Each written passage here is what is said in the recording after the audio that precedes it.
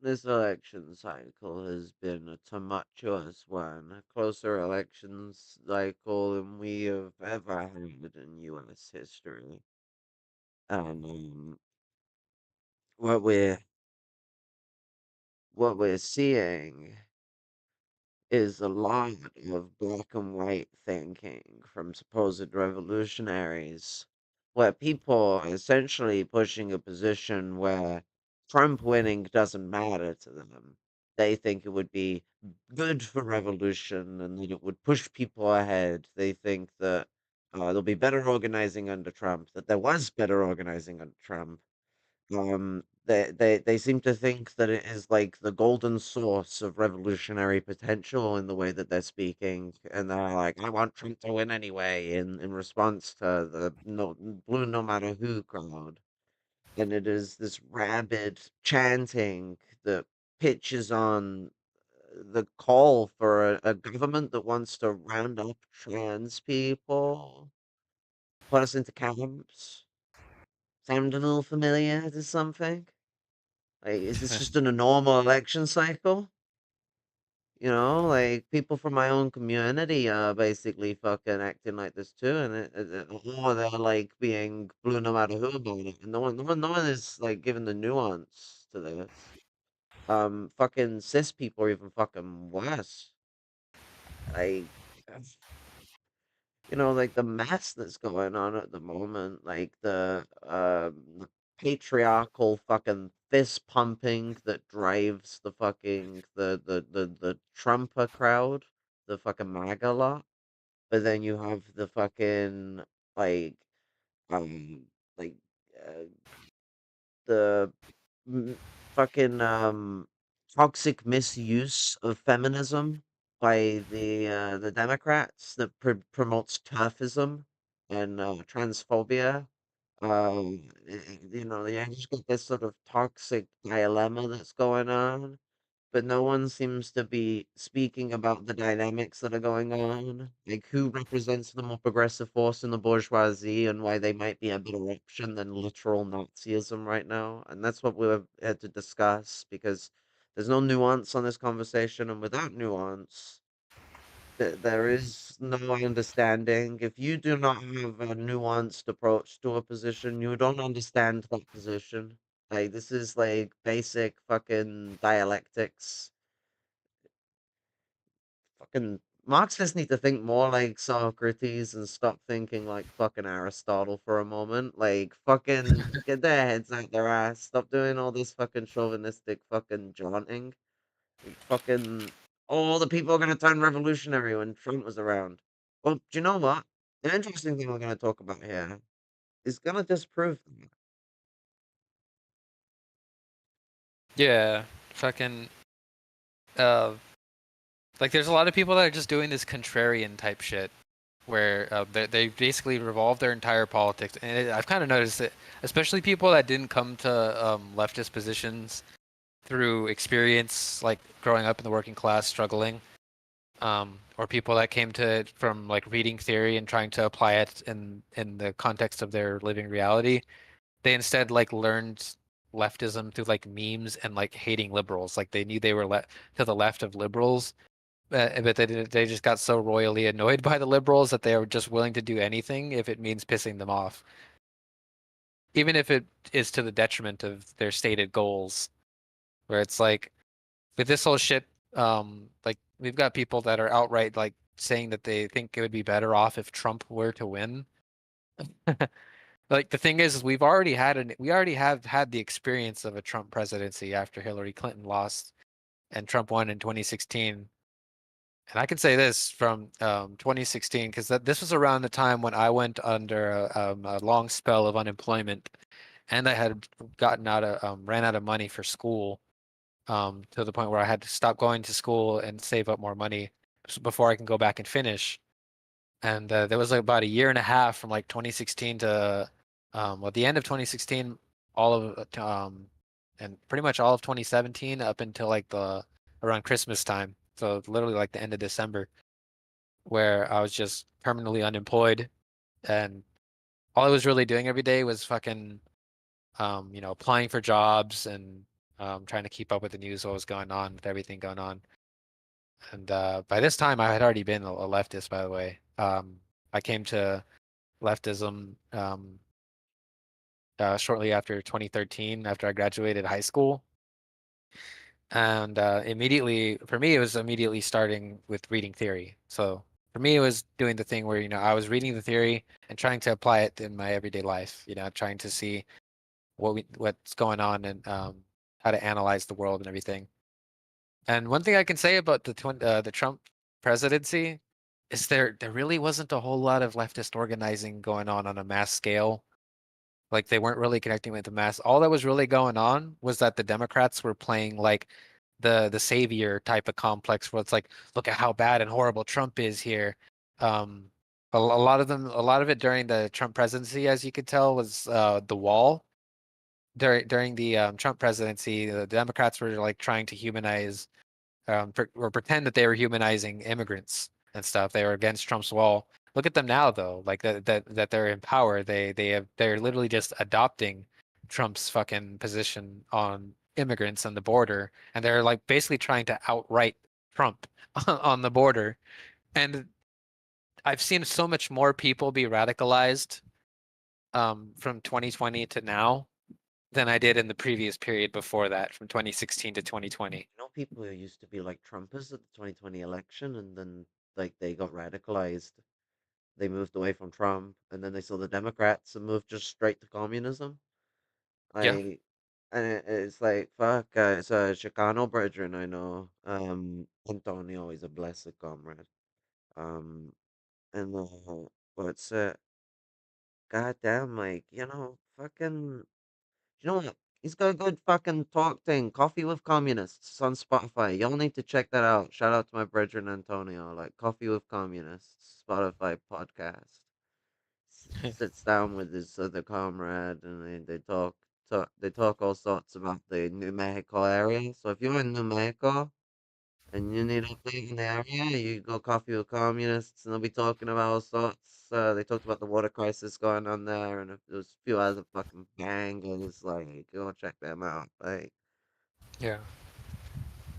I would say link in the description, like you're supposed to say in YouTube, kinda, but I almost never have anything in my description, so I'm sorry. I'm Yeah. professional. And here's the thing too, it's like this black and white thinking of like it's all or nothing, that type of shit. And it leads to like an accelerationist type of strategizing that does not work. It just simply doesn't. Like if you think about it very like narrowly in a narrow sense with that's not dialectic, um, it might make If sense you to some beyond people, but dialectical accelerationism for me. yeah, it's like the thing is though is that here's what's going on. When the Republicans are in power, if you just say fuck it and like just screw the Democrats and allow the Republicans to win, the thing is that the massive people, if you're not actually out there organizing in a communist fashion and like pushing stuff on like grassroots and building united fronts with other progressive organizations that are not communist, the thing is that the massive people they see that we live in a two-party duopoly currently, and what happens is that when the Republicans are in power, the Democrats seem to be legitimate, in the eyes of the masses, where they think, oh wait, this is the answer to how we can stop these Republicans like just screwing everybody over and shit like that. The Democrats, And they give legitimacy to the third parties. yeah, the thing is too is that when the Democrats are in power and people still see that they're not doing a damn thing to actually help the massive people, and they're failing on thing after thing after thing, that is what actually radicalizes people that say, wait, this shit is not like we already know Republicans ain't worth shit. Like they're not going to fix any of this stuff The thing either. is, even a lot of Republican voters know that. Like, not all Republican voters are like really big Republicans. A lot of them are just people who vote Republican because they think it's the only thing that'll ever work. Yeah, They don't think the Republicans actually care about them. A lot of Dem voters are like this as well. It's like 20 or 30% of Dem voters don't think the Dems actually give a flying fuck about them. yeah, And there's a definitely. good chunk of your voter base, like, there's a lot of people. Well, a lot of people in like only half the country actually tends to vote, but more people are probably going to vote this election than normally, and I think that's what people need to think about. Trying to Yeah. boycott an election right now, while most people are voting, is stupid. Yeah. Actually, I shouldn't use the word stupid. It's kind of eugenic, but it's ignorant because 2020 would have been an election to boycott. The bourgeoisie had coalesced around Biden. He was obviously going to win. It would have been a good time to boycott it because there was a point where you could actually challenge both Trump and Biden at once and pushed like a third party in. There was a possibility of that because the Yeah. guys were the saviors.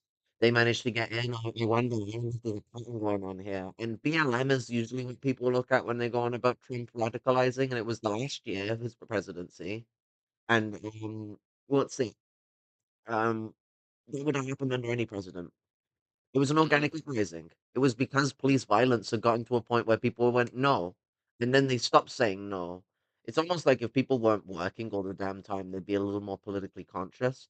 Funny that, but you know, it's like keeping people's heads down. Everyone's just sort of in the first world. They're locked into this repeated cycle. Capitalist realism is an important facet of a lot of this stuff. But before defining capitalist realism's relationship into this, I think it'd be important to define what acceleration is, like dialectical acceleration. So, because I feel like accelerationism has become such a buzzword that if you talk about dialectical acceleration, people start getting all sussed about you. And it's like, dialectical acceleration is a really important process of dialectical development. It's just like a natural thing that's kind of always going on. Like, when you try to tap, if you try to tap really, really fucking fast, I guess America, it's those lever fuck. We've got them now as well. The lever taps. You left it really quick. The fucking water's gonna come out a lot faster than if you lift it slowly. There is a quantitative and qualitative relationship to that development that creates that accelerative development in a dialectical relationship. So if we're looking at like a society, quantitative developments of socialization of labor led to a qualitative development of socialized revolution, where that socialization of labor became a socialization of society. That is an accelerative tendency that creates a faster development. So if we look at like capitalists' development of imperialism. How long did it take the British to industrialize? Like 150 years? Like when they started their industrial revolution, I mean at least. So like so they became an imperialist in the early to mid 1800s. It took them quite a bit chunk to get there. The French, the Germans, the Americans, they didn't have anywhere near as long a time, and that's because as the quantitative developments of imperialism have occurred, the British actually set the fertile grounds for the other empires to rise just by the existence of its commerce, its market, its development, the ability for those countries to become workshops of the world as Britain started exporting its labor. And so there is the accelerative development from quantitative to qualitative change. That is always a development that creates a compounding acceleration and development. What accelerationists push is they think that contradictions of capitalism could therefore just be stacked to end the system by just letting the system run in its worst state possible. And what that Yeah. creates is an ignorant mindset because uh, what dialectic are you accelerating? The capitalism is not hinge pinned on one dialectical relationship, and anyone who thinks that has read Marx upside down is reading him like a Hegelian. There is not one Yeah. dialectical aspect to capitalism, it is a billion. Like, you are like, so, like, what aspect of capitalism are you accelerating the development of? Like, no one thinks about that. When fascism comes in, what is fascism for? What's the buzzword everyone uses? Combating the working class movement. So what does bringing it into fucking power do? Yeah. For like it doesn't actually help like the worker cause at all in that sense. It's like such a shit strategy. Like if you really think about it. And here's the thing too, as well. Like what Lenin and left wing communism, while he was talking about a labor party, supporting a labor party to show the illegitimacy of the labor party, and that when they're in power, they're not actually going to get any of the things that they say they're going to get done. A lot of the same logic still kind of crosses over. We don't have a labor party, a mass labor party here in the United States, but the liberals are the like the ostensibly fucking left of the two bourgeois fucking factions, even though the warring factions of the bourgeoisie. And while they were in power from 2020 to 2024, there was a lot of failings under them that really radicalized a lot of people. Some of the things that immediately come to mind are the fact that, after 50 years of Roe v. Wade, um, the Democrats, after all those several times that they've either had the presidency and had a supermajority in Congress, they failed to actually ratify any protections from Roe v. Wade and actually get a bill passed to actually protect them because the actual court ruling for Roe v. Wade is actually built on very faulty lines that was never going to last very long. So the fact that they didn't get anything passed on that was a major failing, and it pissed a lot of people off when that happened. That happened under Biden's watch too. So the Democrats were blamed for that, as they should be. And then, of course, the Biden administration's disgusting and monstrous support for Israel engaging in a genocide against Palestinians as well. A lot of people have been I've seen more people in support of Palestine now than I've ever seen in my entire life here in the United States. Same here. Yeah, and that'll happen because you know the fucking the Democrats were in power and they were not doing a damn thing about it. So now we see more people. I mean, even in recent polls, among Muslim voters, the Green Party is actually polling better than the Democratic Party, and I think that's going to start scaring the shit out of um, the Democrats after a while, because and that's the thing too is trying to build the Green Party in terms of voting against the Democrats. Um, at the end of the day, our goal here is to try to prevent fascism from taking power and maximize the amount of organization that we can engage in.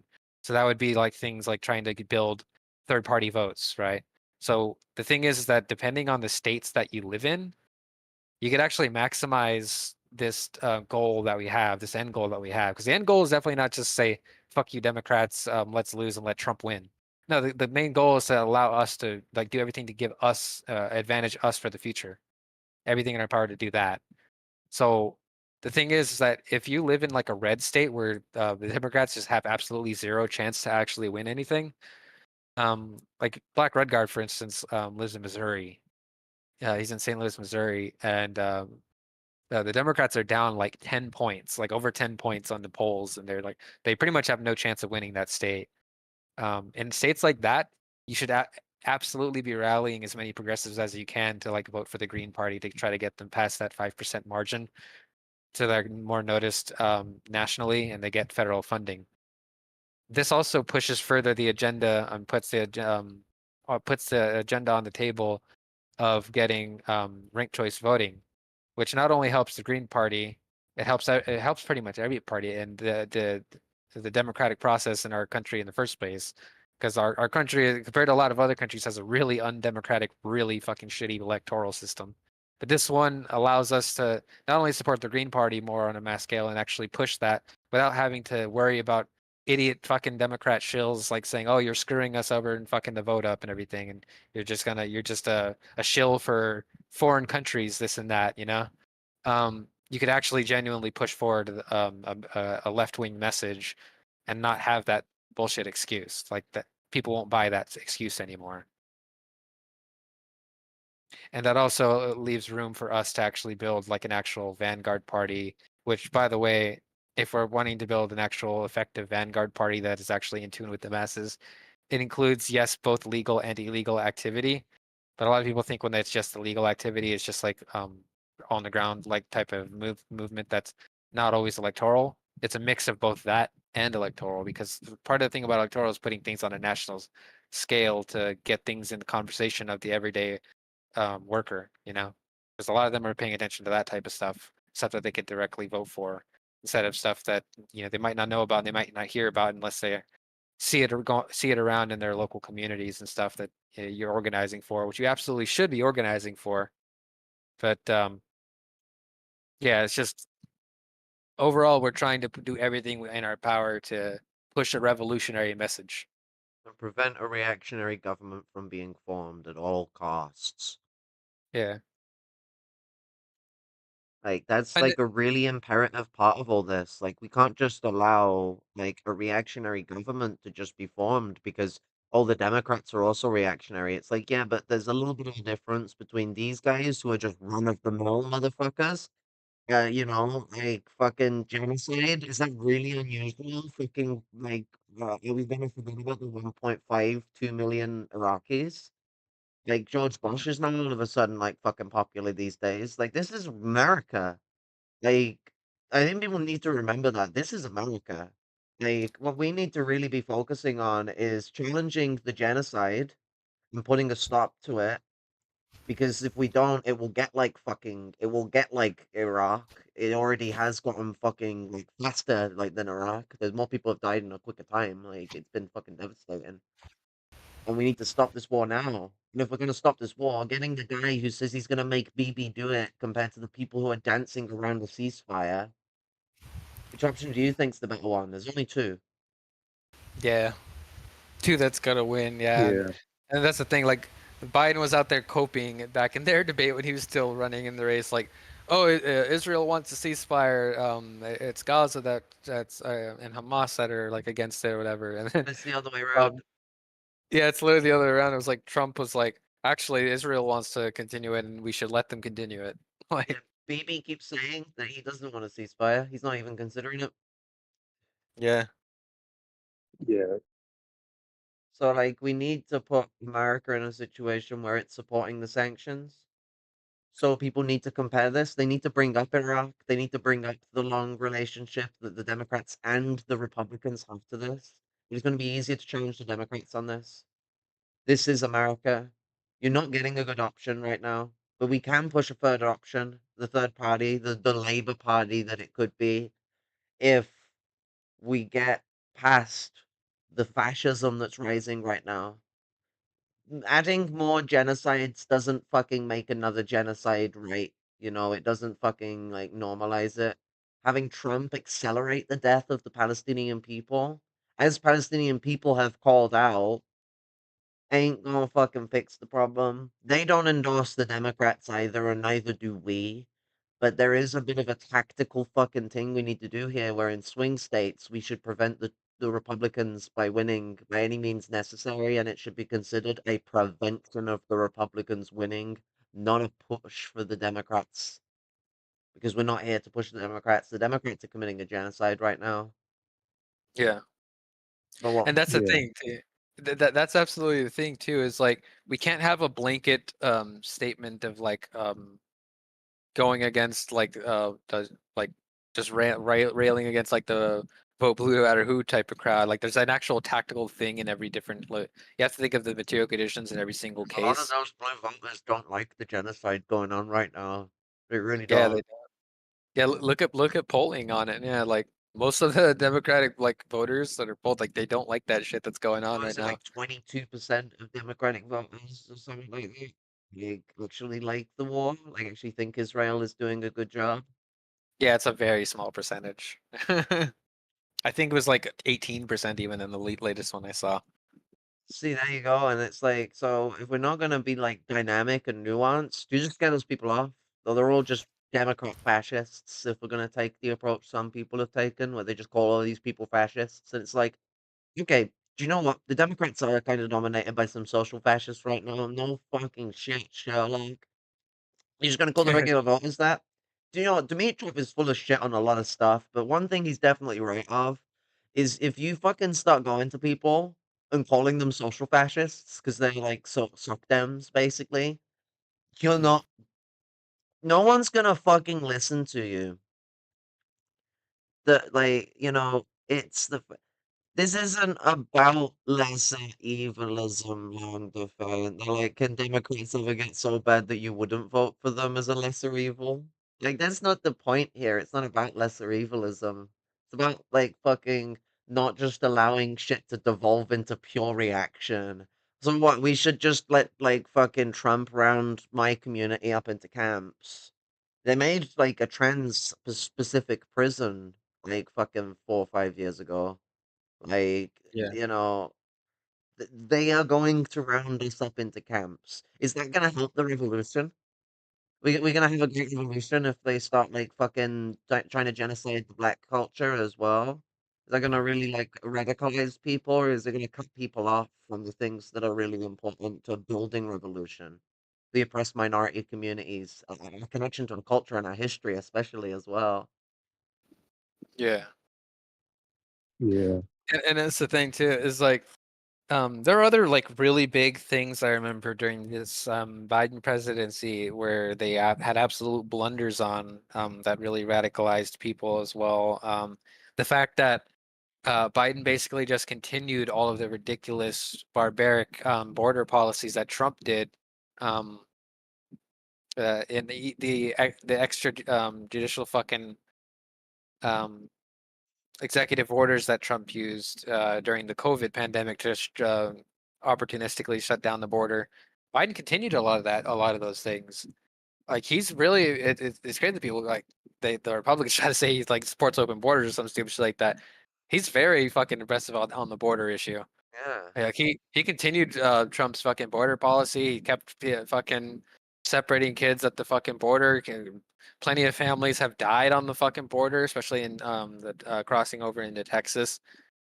Um, yeah, it's the biggest they're border still crisis there's separate. ever been with the fucking way they're like treating like the separation of the children and shit going on now. The cages were never dismantled like they said they would. The cages Joe Biden's fucking administration had built before Trump as well. Yeah, they still got the fucking cages, the kids in cages, the concentration camps there and shit. Like he's continued all that ridiculous shit. The embargo against Cuba was another big radicalizing point I remember during this Biden administration. A lot of people Yeah. like were really pushing hard against the Democrats for continuing to support the fucking embargo against Cuba. And also remember this: a lot of the Republicans, especially which was it a Republican mayor or something new that was like calling for like the bombing of Cuba or some shit. It was like I think that Miami. was yeah, was it Miami? Like the mayor of Miami or some shit was like calling for like the Yeah. fucking bombing of It was Cuba. it was like their first Republican mayor in Miami that they elected. Yeah. Yeah, it's crazy. Also, Trump, because when Obama was in office, he tried to like normalize relations with Cuba, you know, in like the bourgeois, ridiculous way, but you know, formal fucking, um, like try to have more peaceful relations with them, whatever. Trump actually like took the reverse course to like said, "Fuck that, we're gonna like intensify our fucking hatred of Cuba and our oppression of them." Yeah. And Biden's kind of continued it. Not really, he really hasn't done anything on that front either. So a lot of people have been going after him about that as well. And then obviously keeping Guantanamo Bay around still a big issue as well that a lot of people have been radicalized on. Um, but there's also been a lot of other good things that I've seen in terms of organization in the last 4 years that I did not see in the previous 4 years. Like thanks to like the NLRB appointments that made it easier to start unions and stuff. There was a California immigrant union bill that would allow illegal immigrants to organize more, which, by the way, years and years and years ago, the Comintern called for to unite with our illegal immigrant comrades in union organizing. Gavin Newsom, the right-wing Democrat shill that he is, was really pushing against that, didn't want to sign it. Biden had to push him to sign it. Of course, they gutted the hell out of it, but it was signed and passed, and now they're um, immigrants, farm workers in California have more union rights in that regard. We saw the Amazon union come about since the last 4 years. We saw the Starbucks union come about. Like, there's more organizing going on now, and people are pushing like to the left of what the bullshit fucking Democrats are pushing because you know they're just pushing everyday type of ridiculousness. Um, yeah, there's other stuff too that's been going on as well. Um, the Black Caucus in California actually. Oh, what's up, Gingras? The Uh, nice to have you here. You're late. Um, the yeah, Black late. Caucus, the Black Caucus in California also had a reparations bill on the floor that they were even going to pass, and yes, they pussied out and didn't ended up not fucking putting it up for a vote because Gavin Newsom pushed back on them and said he wanted to amend some things on it. But the fact that it's actually on the table for being discussed is definitely an area that communists should be organizing around, because when we're talking about nationally specific type of conditions of how communists should be organizing around things, one of the things that I think is a big point of that communists should be capitalizing on, especially in the United States, the biggest settler colony in the world, um, is national liberation struggles. Um, and this is a start. Obviously, it's nowhere near enough. It's just a start. Not the But true reparations, but if something is gotten, like, yeah, and if it's revolutionized, it's clearly stated that it's not enough. But yeah, something is gotten, like it becomes a radicalizing force because then people got and they were already like told that it's right to feel that this ain't enough because it ain't enough. Like when someone like tells you the elephant that's in the room that like everyone feels the thing, but capitalism tells you not to think that way because you gotta keep in line, you gotta do as you fucking told, like if you gotta capitalize, you gotta be exploiting at least someone. yeah,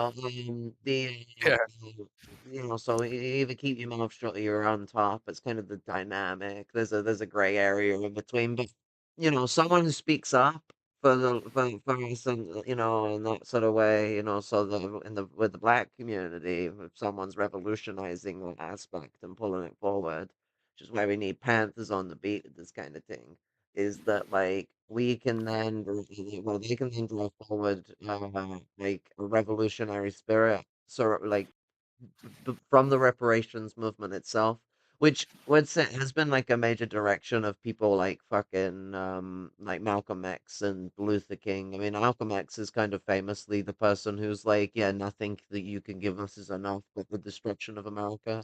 I kind of love his yeah, approach to it. He's just like, like through reparations is America's end. What was it he said? For there to be an end of racism between whites and blacks, and for there to be a cohesion in society, there needs to be an end to America itself. yeah, 100%. And that's the thing too is, while we push that message and do everything we can to assist the national liberation movement, it also um, allows us to um, really stamp out the labor chauvinist and the labor Zionist white side of the movement. The type that are against that shit. They're like, oh, it's dividing the proletariat, this, that, and the third, the Jimmy Dore types and shit. Like those type of people, because they're absolutely gonna do that. They've already been doing that type of Yeah. shit when it comes to reparations. D- Even Bernie d- d- Sanders, bitch ass, is against reparations. He came out against it. Does anybody realize that there's been reparations before, just not for, you know, people, the African people who were, brought here via the Atlantic slave trade? No I mean, there's been African people. reparations for new African people brought here by Yeah, the slave trade. Like, there's been reparations for Japanese Japanese Americans for internment. the internment camps. Yeah. I think there was reparations for There Did they was have Jewish anything for reparations for people. the? slave owners. That's actually a Yeah, thing. Yeah, there was no. yeah, Oh yeah, that's They paid. crazy. Yeah.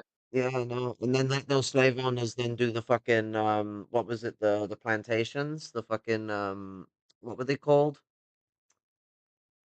Oh, what was that fucking sharecropping. the sharecropping? Yeah, that's the fucking one. They did that for like what was it, like a fucking century? Yeah. It didn't end until like the 90s or some shit. Like that's like think about that for a moment. Like sharecropping. Still around. Like fucking like until like the end of like towards the end of last century and something got to America. The Yeah, only and society didn't start industrializing until the 70s. this is another thing where I think communists should be organizing around as well. Is that we're still obviously an extremely racist fucking country, and there's a major problem of police brutality, especially against new African people. New African trans women are by percentile of like demographic the most targeted by police violence and hate crime amongst any group. Yeah, That's So like that's a thing to really consider. And like in general, like black men are a big target. Like a lot of the racial stereotypes around black men perpetuate this idea of like pure aggression, naturally criminal, all that shit. That's the way the police think. And so when they see black men, there are instances that they have to like put them down, and it is like really, really hateful racism. Like, if there's a police officer that's supposedly not a hateful racist, he is protecting hateful racists because these people are so openly anti-black. They Here's so another thing. openly hate black people. Here's another thing for the people that want to do this accelerationist shit as well. Trump has literally openly called for police immunity, universal police immunity. While cop cities That, are being developed. yeah, Yeah. fucking, we have cop cities being developed. Trump wants to push this police immunity bullshit while there's like this major fucking issue going on. It's like these are terrible things that absolutely need to be fucking He's calling for stomped out. deportation. Yeah, calling for mass deportations, fucking fear mongering against immigrants, and most recently against Haitian immigrants. There's He's just like, targeted communists many times. When do you hear the yeah, Democrats going on about communists? yeah, for real. Like they're always trying to defend themselves Right. as they're like, oh, we're not communists. Like they're always on the defense about communism. The No, but Republicans are they always they don't tend actively to fucking. talk about it though at all. Like you don't hear them going on about banning communism and shit like that. But you Yeah, hear the I Yeah. remember. I remember in the 2020 general election debates, Trump was trying to call Biden a communist or socialist or whatever, and then Biden's whole like defense of that was like, "I defeated the socialists," because he's talking about like Bernie and Yeah, I remember that. yeah. That debate was kind of stale. It really was. I didn't even really watch most of those debates. I think I watched like part of the first one, but I didn't finish it. I didn't watch the follow Biden like was like there enough to kind of just walk enough circles around Trump that just kind of looked like a petty spat. up. Damn. I Yeah, mean, but like fucking for all there's the like fun it is to poke at Biden because he's old and senile, he's not an idiot, and I think people are kind of foolish to think that as such. Well, I yeah. mean, yeah. You wouldn't be And in that office if Yeah, you you were. don't become the most powerful man in the world by being an idiot. Like, Reminds me of like the people who say Hitler was stupid. It's like, how did he and the get into concept of all this? idiocy and stupidity are like low key eugenic and don't really exist. It's like, like ignorance is like a thing, and like, oh no shit, the bourgeoisie are fucking ignorant of a few things in life. I wonder if they have a different set of experiences in the world. But it doesn't mean they're like unaware of their empire, like it's clearly a job. Like, your job is to focus on like maybe a specific thing, you would be like knowing that specific thing. That's usually what you would expect. I mean, this is the rich side of the world, like where fucking nepotism is like a wild motherfucker. But Joe Biden isn't actually someone who comes from a background of nepotism. Like his family were not actually like prominent in the political scene at all before he like rose up from a middle class position. So he is kind of like a weird enigma, like weird guy, kooky, weird fucking pedophile. But the fucking what's it? Creepy pedo rapey Joe Biden aside, um, got in the hands, so the thinking is really hitting into gear. But SSRI is crazy.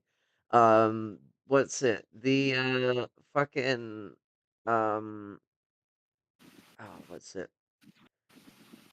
With the situation that we're in right now, there is like a really big issue with fucking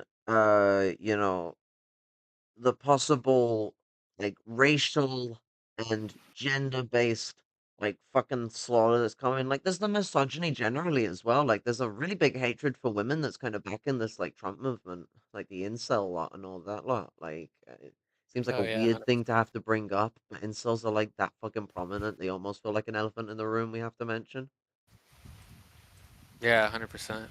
Like so, like we all joked that none of them would get away from their keyboards, and then Kyle Rittenhouse happened, and I think like we might need to open our eyes a little bit.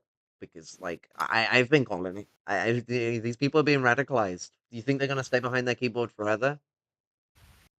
The Nazis are the original incel, as Oslia said. And as Oslia also said, indigenous people are more than 10% of the US population. This is fucking true. Chicano people are never included in that fucking count. Like they always exclude the Chicano brethren. We got two Chicano brethren right here. Like they fucking like you Cool. know I mean, what's it? That's the thing we can talk about as well. Like the fucking the Chicano community as well kind of suffers a lot under the fucking Trump regime. Shit got better for the Yeah. Chicano community after the fucking fact. 100%. And here in Arizona too, we seem to forget that one of the people that Trump pardoned during his presidency was Joe Arpaio, the criminal fucking sheriff here in Arizona that Yeah. was absolutely terrorizing our community here, like to the point where like we were afraid to even go outside if we didn't Yeah. like have any type of proof of citizenship or anything like that on us at all times. It was like the old west, like fucking, open, the kind of motherfucker the way you would expect to go to one of those fucking like open air fucking like prisons that still exist in the South. Like that's the vibe that guy gives. Like it's fucking evil. Yeah, it really is. And And what like oh sorry, go on. oh, I was gonna say like, and another thing too is that when we had the Republican governor Doug Ducey in Arizona, up until like within the last few years, he was like doing like a protest thing against fucking against the Biden administration to make a political point. He was like stealing fucking um like trade the big old, what are those things called? Like those big ass trading containers, Oh, um like a yeah freight container ships or something like that. yeah, freight containers. Yeah, like those big freight containers. He was making like a makeshift fucking wall here, and it was literally covering illegally over native land as well. Um, like it was an illegal move by the governor there, and during that time as well, they were increasingly moving towards a even more authoritarian position with regards to police. Like a lot of Arizonans have been recording police brutality because we've been having so fucking much of it. Um, and the state tried to put forward a fucking a new law that which was going to make it illegal to where you couldn't record the police within 15 or within 8 feet. But thankfully the court struck it down. But still, they were trying to do that shit, and they instead of like trying to do any type of police reform to like make them not so fucking brutal and illegal and just do a bunch of ridiculous violent shit, their coping mechanism to try to fix the problems in our fucking policing system was to fucking increase their pay to 70,000, their starting pay to $70,000 a year. And then here in Phoenix specifically, they've been increasingly being extremely anti-homeless. Like they've been addressing the homeless problem by just violently removing them and destroying. There was a multiple block area called the Zone here in Phoenix. They've been just authoritarianly fucking strolling the streets around the area and removing any homeless person they saw there. This is all shit that's been going down, under the Biden presidency, and even during the fucking we've had a Democratic governor even as well for the last couple of years too. This is under her watch. People are waking up to this type of shit as well. Like they're saying, like, wait, this is not a genuine response to the Republicans and their barbarity. Like this is just as bad. Like they're just continuing a lot of this shit. In fact, our governor Katie Hobbs, she was actually running to the right on the border um in her election as well. She was basically saying, "Oh, the Trump administration, they said they were going to do this, that, and the third on immigration reform and deportations and everything, but we're actually going to get it done." Like that was her type of rhetoric during her fucking campaign. Like this is the type of shit where it's like, yeah, just totally people if people get discouraged with all this type of shit with the two-party duopoly and stuff. That's the type of stuff that actually gets them to radicalize. And you need an actual organized communist party to fucking do this type of shit and actually organize it towards something revolutionary. Or even if we don't have something like that at the very moment, let's do something with the third parties. You know? Yeah. What's it like? Try and get something going with the third parties, and if we can't radicalize them, we should be building our own subsector to the vanguard. That the because you don't bring the vanguard into parliament, that'll poison it. But if you send an organization tied to it, that works. You know what? One thing, like, I'll shut on the CPGBML all day long, but the making the Workers' Party of Britain is like actually not a bad idea. Like that's like they're like one of the few people that call themselves Marxist Leninists that don't seem to scoff at doing that. I'm like, shit. Like they're shit at Marxism Leninism for everything else. I'm not joking. They're revisionists. Don't get me wrong. But like they're the one fucking group that seems to get that part right, and I am just completely confused. Yeah, Like for real.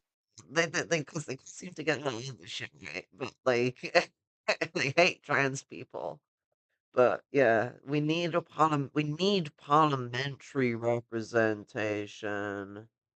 You know, the fucking that's kind of like a really important part of political struggle because like a reactionary parliament needs a progressive voice in it. Not because it's gonna get change, but because it's gonna show the fragility of these institutions when people try and push for that change. Yeah, 100%. And that's You what know, I've been saying. Like, there are different moves that we can do, state specific wide, to where we could do things that progress the movement without all the negative aspects to it.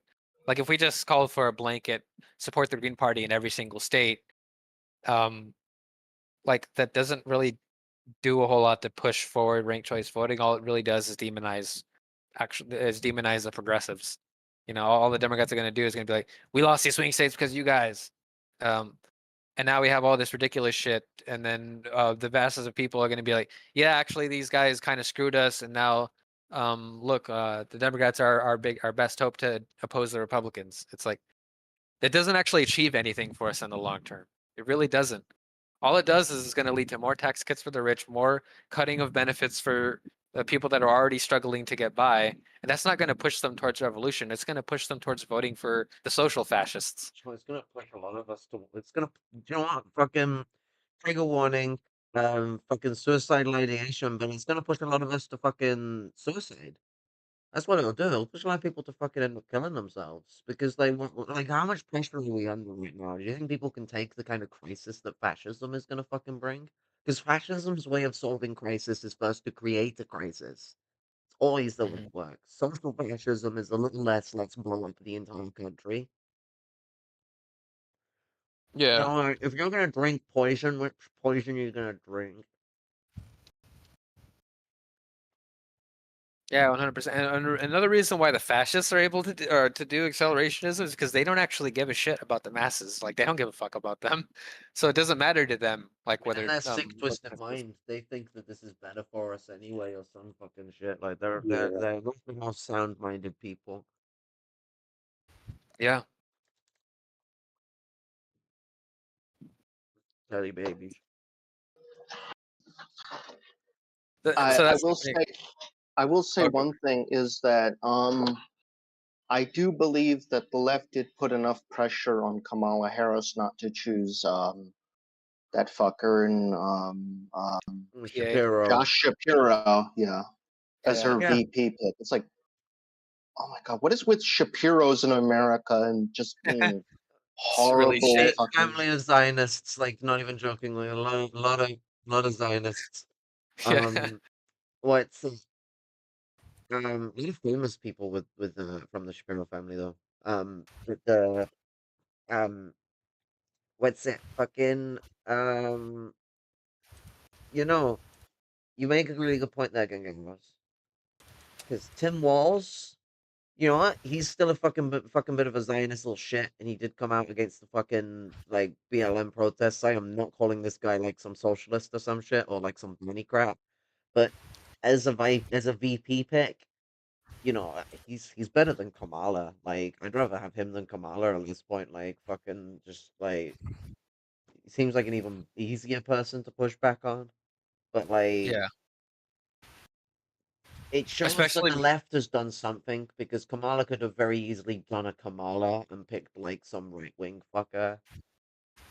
like the Shapiro guy. It it Yeah. re- it Picked reminds Joe me to be a vice president. it, it reminds me of when FDR had that fucking horrible VP prior to picking Henry Wallace in, what was it, like 1936? Who was that again? It was some Texas fucker, Yeah, probably I some forgot his name. segregationist fucker.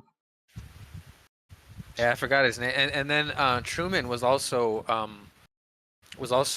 pick that the Democratic Party forced onto FDR. I remember as well. Like they basically said they weren't going to like formally endorse him or whatever, or like certify him to be their candidate or whatever, unless he picked a different VP. Yeah, because he was a Okay. machine politician. I'm being Yeah. asked a question that kind of like answers itself. What do you think is the greatest weakness of the present day system? Is it a material weakness, meaning we can replace material processes? Is it cultural, meaning we can push cultural to become more leftist? Or is it electoralism, where we can push the state in a socialist direction? I mean, what's it?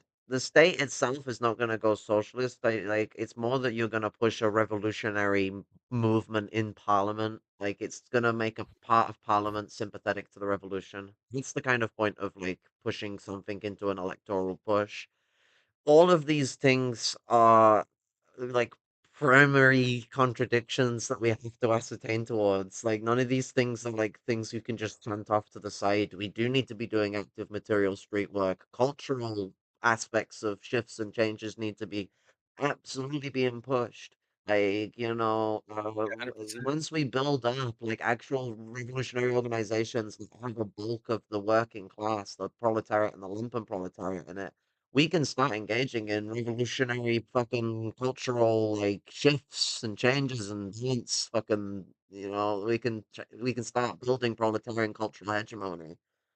It already Yeah, exists in places like the London proletariat already do prowl the streets of their own area. There already is aspects of these kind of things. It's building up upon that fucking cultural hegemony, and like pushing that thing forward. United States is a prison house of nations and races of people. You can't build socialism on stolen indigenous land and stolen labor. Well said, Ozzy. Like, yeah, yeah, 100%. ain't gonna Yeah, be. Sorry, go on. yeah, that's what I was about to say. When it's like, oh yeah, we definitely are like not going to push the state in a socialist direction because the state itself is a settler colonial bourgeois state. So it's like that's not going to be changed unless you absolutely destroy that bourgeois state and replace it with an actual proletariat state. You Like know, and also like giving like labor chauvinists, labor Zionists, they like to fucking fearmonger it like the word balkanization. But like generalization. but it's like here's the thing, it's like if you want we're not saying that any of the other the many nations inside this prison house of nations are forced to separate with each other, but they have to be it has to be voluntary. Like they have to want to stay, they have to want to unite. You can't do it based on force. They have to have the choice if they want to As a separate or not. subcontinent, like they're acting like it's splitting up like a tiny country into like opposing little sides, and it's like Yeah. America is like bigger than half of Europe and has less people in it. For real. Like look at the fucking the population density in the US compared to like every The country in UK. Europe. It's like yeah, it's like Compared to London, where there's 10 million people, there's only 66 million people in the UK, 10 million people live in London. oh jeez. Yeah. There's a lot of US cities that have more people than that, but like US also has 300 million people in it, so it's just kind of a funny situation where it's like, yeah, by like land size, most of America isn't even inhabited. Yeah. But And there's no there's room, other no room for anyone. And we have technology now where like the places that are like quote unquote deserts are not really deserts because like a desert is kind of like arbitrary. There's groundwater everywhere. yeah, and see like another thing Not we need everywhere. to There's a speak lot on of here, deserts. especially in regards to like ways we can build united fronts and everything as well, is let's like do some let's get better at organizing, like around like some fucking grassroots efforts, so around like the ballot initiatives and shit that actually make lives better for people within their states and shit. Because like that's not voting for any party. That's just voting for a specific policy that's going to be put in place for people. Yeah. I think another policy that people should probably organize around is the fact that we have a constitution that is completely outdated and should be just outright Yeah. replaced. Like, honestly, like, I mean, that's obviously not a socialist, obviously that's not going to lead to socialism, but it's definitely something that's like, to point out the fact that we have a fucking constitution that talks about the slave trade and Yeah. Electoral fucking Are you college. saying that the Constitution that was written in late Middle English and it was rewritten in early modern English and hasn't been rewritten since the 1800s is outdated and like stinky bad and incorrect? For real. yes, although still that even that is superior to the uh, UK quote Oh my, constitution. we don't like to talk about the UK Constitution or the lack thereof. Like half of it doesn't exist. It's just like what the judge feels like. As like that. Also, That's it. Like it's like we have it's like spoken law basically. I don't know how to put it. Like I don't know how to. It's hard to explain. My teacher was like this. He hated getting to the point of like teaching us about the UK Constitution because it's just bad. It's so hard to interpret. It's just like, what do you mean? Like only half of it is written. Where's the other half of it? Stephen, where's the other also, if you fucking half of it? if you go back to like the very first fucking acts of Congress in the United States, we could immediately see the racialized aspect of like this ridiculous fucking white supremacist settler colony, where one of the first acts of Congress was to limit immigration into the country strictly to whites only. Like Yeah. that was a whites only immigration policy in the U.S. And that was one of the first things that it passed. And also, the 13th Amendment that supposedly abolished slavery didn't actually completely abolish slavery. It specifically has wording in the Constitution that says, like, except in cases of, like, as punishment for, like, a crime or whatever. So Um, there's still slavery in the U.S. Oslia says the U.S. Constitution was based on the Iroquois. I imagine that's why there's like some parts of it that are like actually decent, like the fucking the First and the Second Amendment are actually pretty good, and what was it? There's another fucking one that's pretty fiery, and I can't remember. Yeah. I can never Due remember the process. U.S. Was sorry, due process. Yeah, due Due process. process is a good one. What's the one that is like naturalization of citizens, like people that are born here in the United States? That's the one That's one of the ones Republicans hate. They Yeah, talk I about think that anchor was like the babies and all that. 13th Amendment. Those are like the 14th as construction. well. 14th, I think it was yeah, the it's the 14th 14th Amendment. Amendment because I think the 13th Amendment is the one that like basically says that Slavery. like, well, we're against slavery except it's allowed in prisons. Yeah, that's the 13th one. Yeah. See, I think it was the 14th one that was like about naturalization. Like if you're born in the United States, you're a citizen. Yeah, Trump, by the way, is very much against that. He talked about anchor babies all the time in his administration. it's like going back to the fucking like bullshit from Reagan with the what was it the welfare queen shit. Hmm. And conservatives look at that and they say, well, our constitution's good because it doesn't talk about a lot of things. It leaves that up to the states and blah blah blah blah blah bullshit like that. White colonizers are anchor babies, shaking my head. Oslia, you're a darling. Like, so true. That's hilarious. Sorry, Gengaros, you're an anchor baby. Rip. Yeah, like there's also the whole thing about pushing the 10-point program of the Panthers as well. Like that's still something that could really unite around in terms of the national liberation movement as well. Like, there's a lot of stuff we could support as communists to help build united fronts and help actually legitimize the communist cause. Because if we just stand by like in our fucking armchairs and just like say, oh, see, they should have done this, they should have done that, Like we should have been around leading the BLM protest, not sitting there seeing like, oh, see, I told you it wasn't gonna amount to nothing. It's just gonna be all this like liberal bullshit and all this. Yeah, because It's you weren't first there to actually lead it. worldism. Yeah. It got co-opted, so let's Oh give god. Getting called first I worldists for pushing to actually do action. That was the thing, like BLM would have been a perfect time for people to get off their ass. you know what drove me nuts about Jason Unruh is that like literally every fucking month he would make a new video about no, this is first worldism. Every it's like he did this every single time in like 2019, 2020. It's like, oh my god, dude. Seriously, it's the same script over and over again. Yeah, it just fundamentally like there's another thing here where it's like it's just where's all the Leninism at? Because like it's been a long-standing thing about Leninism where it's like if we just allow things to go as they are and rely completely on spontaneity and no conscious organization from a vanguard party that's actually educating the masses, all that ever is that it's ever going to amount to is like economistic fucking Yeah, labor or union consciousness is what Lenin talked about in What Is to Be Done, like a labor union consciousness, where it's like the extent is just going to be in like social democratic reformism and that type of shit. That's all it's going to ever amount to. If you trade don't actually, unionism.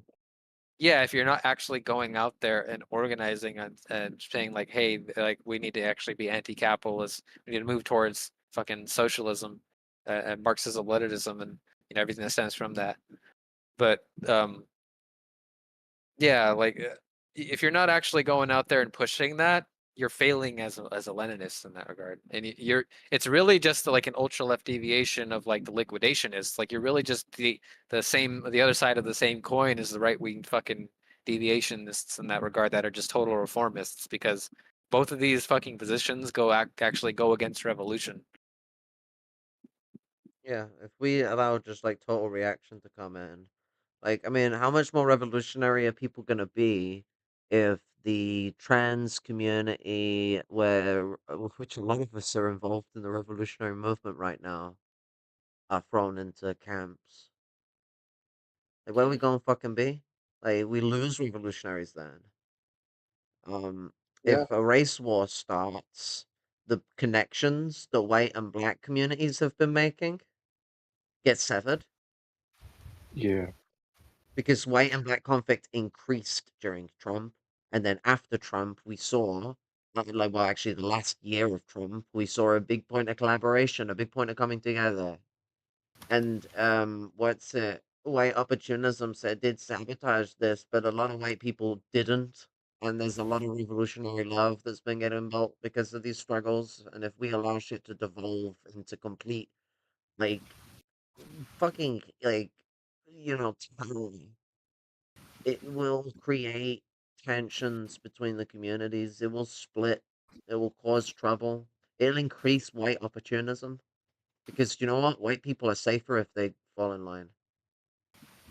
Yeah. White men aren't the target. White women are like partially targeted, but like they're also a lot of the time a part of the protected class of women. Unless you're a trans woman, we're not so protected. We're despised. They want to destroy us. But then if you're a Yeah. person of color and you're trans, you are extraordinarily fucked. If you're a woman of color in general, you are extraordinarily fucked. So like there is this sort of whole situation we're dealing with right now where like the more cishet white the closer to cishet white male that we get on the chart of like whiteness, I just like stacked with the with like all the like the different tiers of white people. Um you get like the cishet people have like the greatest cishet men have the greatest chance to opportunistically just throw us all under the bus in the Trump situation. And Mhm. I'm not trying to say all men are fucking bad or any misandrous shit like that, but this is not something that hasn't happened before. I don't think we should underestimate this kind of opportunism that exists because sexism's really fucking bad at the moment. I don't know if anyone's noticed. I don't know if anyone's like batted an eye and seen like how these Trump people are speaking about women. Yeah. Yeah, there's Yeah. always like Yeah. there's more and more people that keep on talking about like repeal the 19th Amendment, like which is by the way, people that don't know is the one that allows women the right to vote. So Right. Yep. I, I remember when that position used to be considered a crazy position. Oh, yeah, but yeah, the way that they talk about trans women is like I got a reactionary Trump supporting coworker, and he said he follows women's basketball. Now, take a guess why he follows women basketball. He mentions a name of a female who plays in women's basketball, and I go, I don't know who that person is. And he mentions the name. He knows them by name because he follows them because they're a trans woman. It's like he yeah. mentions I don't even they're remember. they're Oh, a go for it. man, they're taking testosterone, therefore they can't play women's sports because it's an unfair advantage and blah blah blah blah blah. You know what's funny is I don't even remember who that lady is because I did hear that there's like one trans woman in the WNBA, but I don't even know who she is because she's not even that good. That's the funniest thing because I actually do watch No, you WNBA. see, we're dominating the sport. We're beating everyone, you know? Yeah, like Dominating. I actually watched WNBA because I was really into I'm into basketball in general. I really like basketball, and WNBA plays on the off season of NBA, so I get my fix of basketball by watching WNBA. Well, the Um, racists are gonna be like, you've been cooked by the trends, like, indoctrination of the WNBA, like... yeah, it's so dumb. But even outside of just that one trans woman, there's also a lot of lesbians that play, lesbians and bisexuals that play in the WNBA. So it's like a very LGBTQ plus friendly sports league. Unlike the NBA, by the way, the NBA is actually pretty homophobic and kind of shit in that Yeah, regard. no, WNBA is, like, actual fucking so much better. It's the same with the football over here, like, women's football, so much greater sports. When they, like, tackle each other, they just get up. Like, the men get tackled and they fucking start, like, crying and being a bitch about it and trying to get, like, the best fucking, like they try and cheat up their way to, like, red and yellow cards on people. Women just get up. They're like, nah, don't foul him. It's fine. I'll fucking slide tackle him in a bit, little shit. And they just go back to playing.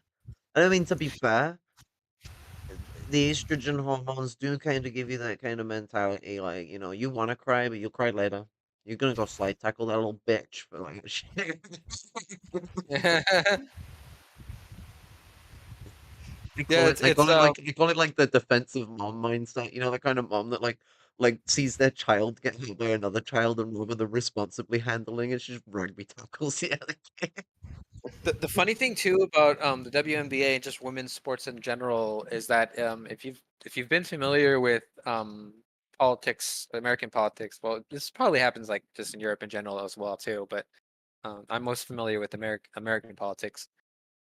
Conservatives have always made fun of women's sports for years and Oh, yeah. years and years. Yeah, They've always made fun of it. But They're now all of a scared of sudden it this because they're year, so much better at the sports than them.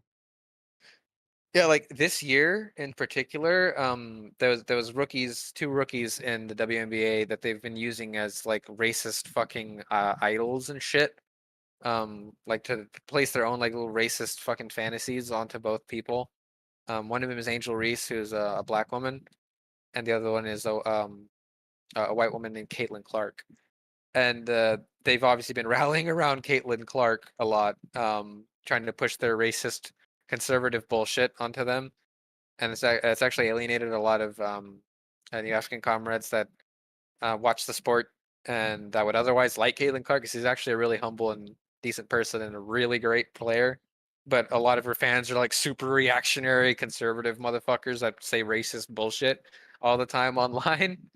Oh no. And it's kind of funny because recently after the Kamala Harris debate, um, when she got the Taylor Swift endorsement, which they were also very pissed about, um, Caitlin Clark actually liked Taylor Swift's post about it, that where she endorsed Kamala Harris and Tim Walz, and she specifically cited Tim Walz as the reason why she was voting for them.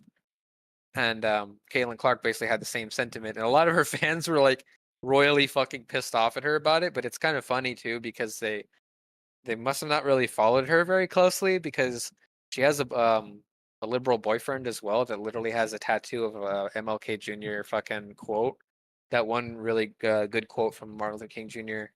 Where it's like the ultimate measure of a man is not where he stands in moments of comfort and convenience, but where he stands in times of challenge and controversy, which is actually one of my favorite Martin Luther King Jr. quotes as well. Yeah, that's a good quote.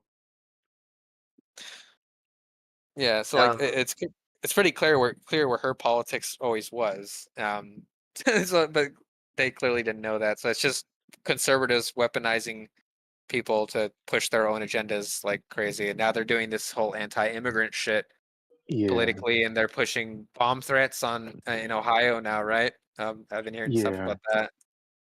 Bomb threats in Ohio saying like about the Haitian immigrants and everything. well, that's I it. With the I think I also said in the chat. Nick Fuentes is a transphobe that secretly watches trans women porn. He watches like femboy Alex stuff Jones as too. well. Alex Nick, Jones too. He was also caught watching trans porn. yeah, Yeah, it's a part of rape fantasy stuff with them. Yep. Like like it's all a part of the power play. Like they see us as something that needs to be like, well, we're girls you can hit, and it's not because we like transitioned from a mob. It's because we're like underclass women, Mm. basically like white trash women, trans women, um, women of color in general as well. We are treated as girls you can hit. Actually, we shouldn't really use color because there are a lot of colonized people that definitely do look pale, like so. Fucking colonized peoples in general, colonized women. Um, we're underclass of women. Like compared to the protected class of women, men can do a lot more of what they want with us and get away with it. Put us in our Yeah. place. Show to the protected class of women what happens when they get out of line. That's why when you hear about women dying, how often is it white women? Like when you hear of a white man especially, killing a woman, it's usually a minority. I suck at Roman numerals. What is IX again? IX is 9. 9? Okay. So another thing people are talking now that we're talking about women and violence against women. When Trump was president, he purposefully undid and had a completely different interpretation of Title IX, which had protections for women in cases of like when they're raped and stuff. He rolled it back to a point where it was almost damn near impossible to actually like successfully report a rape. Um, Jesus. it was extremely bad, and he also refused to reauthorize the Violence Against Women Act as well.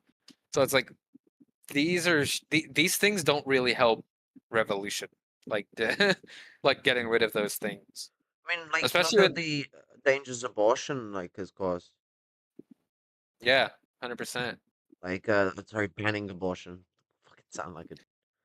And here's another thing too. Like these are things that the Democrats, who are just another faction of the bourgeoisie, these are things that they could easily concede on without like really losing any type of power, right? So like a lot of times you even see Democrat like super PACs and everything, or like dark money Democrat for the Democratic Party that end up funding like far right candidates. If people remember in the 2022 midterms, there was a lot of Democrat money being funded towards the right wing politicians that were running.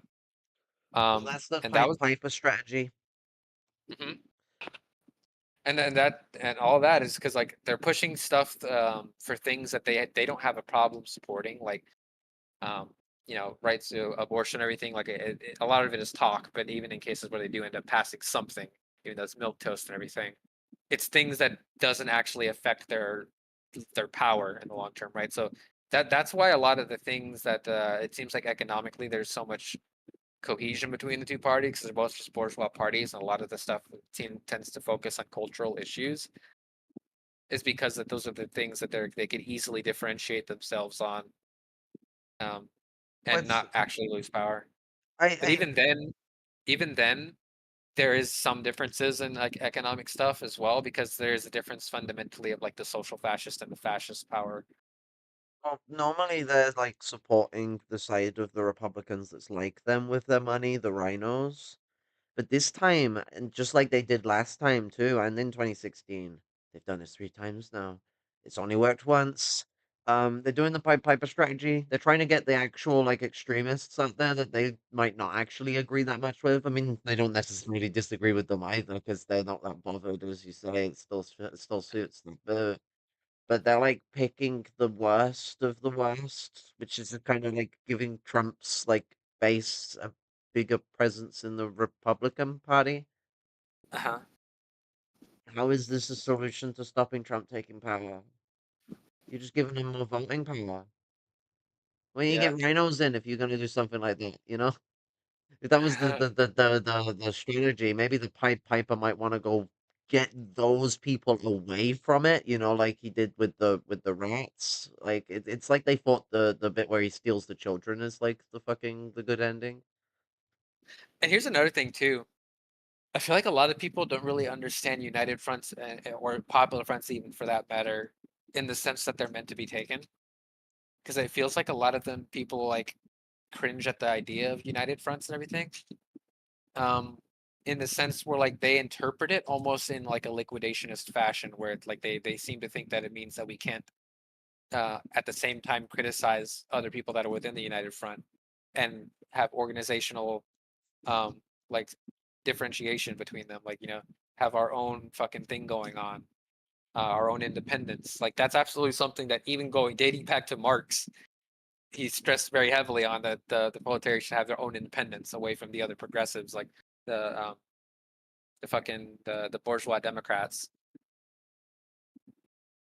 Like that's absolutely something that should be going on. And Marx also pointed out that the communists don't like tacitly like scream at people from the masses from the rooftops about like, oh, here, all those folly things that you talk about, like those things don't actually matter.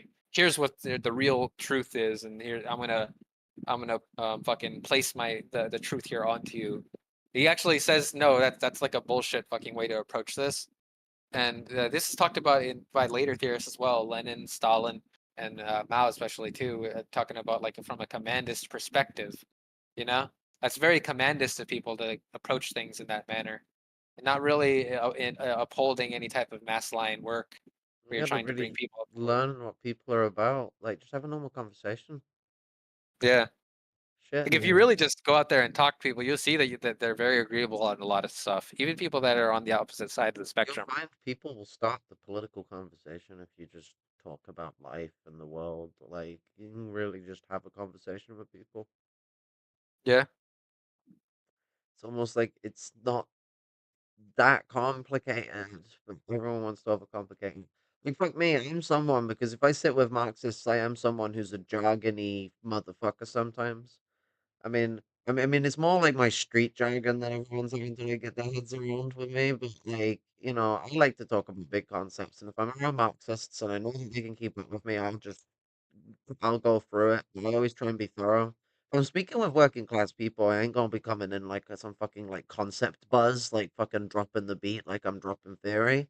Like I'm gonna be fucking speaking on a level where I'm like trying to approach it to the point where the opportunities to drop theory that relates to relevant practical knowledge gets put onto the table because like the biggest ways you're gonna get people interested in theory is talking about the theory that really matters to modern day. And fuck, if there isn't any good shit about the area of your area, man, then maybe you need to stop fucking constructing theory. It's Yeah. not something that you need to be a big know-it-all Marxist to be. Everyone constructs theory. It's not that deep. Anyone thinking that they need to be like the principled theoretician or whatever the fuck. There's no like position in the party for the like lead theoretician. Like Yeah. We all contribute to theory. That's the whole reason we're in the party. Like, we all contribute to the development of praxis, which is the development of theory. Like, Yeah. praxis, theory, praxis. So, like, Or- in this situation, we really need to be fucking coalescing around developing a modern perspective on the world around us. Then it's a lot easier to relate to people because then when you're bringing up theory, it's not what Lenin said fucking 100 years ago. That's more for people that have already gotten interested in Marxism. We're talking people aren't even interested yet. You want like what Storm has said in 2024, um, fucking or what Flashy has said in 2062. I don't know. Are you gonna be around then? But like, yeah, definitely be using like, if you're a Marxist, like you definitely know that around like Marxist circles, we have certain type of lingo that we use, and we all know like what it means and everything. But if we go out like saying this type of stuff, like you're never gonna catch me talking about like left deviationism and revisionism and all this shit from to like so like some working class person. It's like and I'm someone that talks about revisionism and all these types of deviations and shit all the time among Marxist circles, but you'd never hear me talking like that to just some fucking working class person Yeah. that I'm like working with like when I was working like fucking like other jobs and shit. Like I would never talk like that. And Yeah, this is you another don't thing reach why them on a too. It's like level. it, like you have to actually keep up with politics that's going on in your country as well, because you have to know like what's going on in people's everyday lives and like what's going on in like the regular political world and shit. Because if you just have no fucking clue what's going on, why would anybody look to you to lead the world in anything, like lead the country? If you have no fucking idea what's actually going on, what are the current issues that people care about, which issues you could actually fucking unite on and capitalize on to actually build the movement and gain hegemony. Because this is the thing here that a lot of people miss when it comes to united fronts and popular fronts. Biggest thing at the end of the day is that the communists are going to be they should be at least the most consistent fighters in all of these things, the ones who will not stop halfway in any of the actual demands of the people. So we have nothing to lose in engaging in a united front or a popular front in an actual principled manner where we keep like organizational and ideological independence from the other progressives. Yeah. No, no, you sure we shouldn't make a people's party? Dissolve into the Social Democrats? See, and this is the thing too, where it's like there are certain like deviationists and shit, especially like left different types of left deviationists, and there's a lot of different little subsections of them. But they seem to think that like united fronts are inherently like liquidationists and like we're like dissolving ourselves into the fucking larger united front and everything. Like let's say an actual united front organization came about and it had a bunch of different progressive parties in it and shit. It does not mean at all that we should just dissolve ourselves into it. No, we have to have actual organizational separation from them and do our best to actually lead that united front organization, gain hegemony within that organization. Because at the end of the day, it's all the other progressive movements. Like it's going to come to a point where they're like, okay, this is far enough. This is where we draw the line and shit. Because a lot of them are like not really revolutionary, right? There's if we do have a united front with social democrats, the social democrats are going to stop when we start going to anti-capitalism, right? So that's not where we stop though. As communists, we keep pushing forward. So that's why we are the most consistent in the united front. That's why calling for unity in the united front is definitely something that needs to be done, and it's not liquidation just to decide us in that regard. Yeah, If we're I guess pushing the it, working class to coalesce around us and see that we actually represent the struggle. yeah, and that gets back into like the whole thing from even back in the commentary when it comes to the difference between united front from below and united front from above and shit. There are different aspects of when you can do both of them, but the primary aspect of it would be the united front from below, which is what uniting the working class together.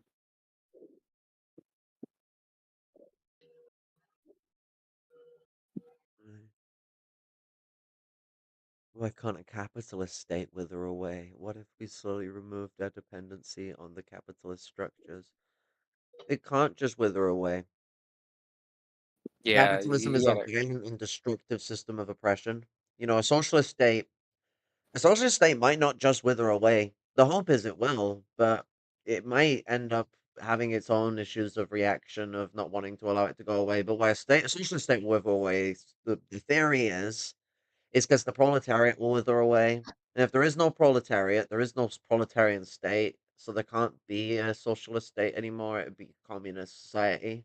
Democracy is withered away into pure democracy, direct democracy. The world is run by the people for the people. But like with this capitalist state, well, it's not trying to. It's not going to allow things to wither away, no matter how much we stop depending on it. If they find a way to not need us to depend on it, they'll be fine.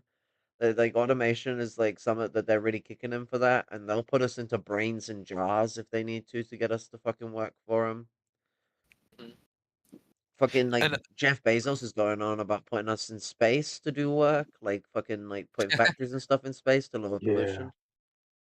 yeah, and another point I wanted to bring up is the whole thing, like accelerationism and accelerationists stemming from it, seem to always forget the fundamental job of the communists to actually like educate the masses and organize them into like a revolutionary movement. Because when it comes to building a revolution, there are both objective factors and subjective factors involved in building a revolution.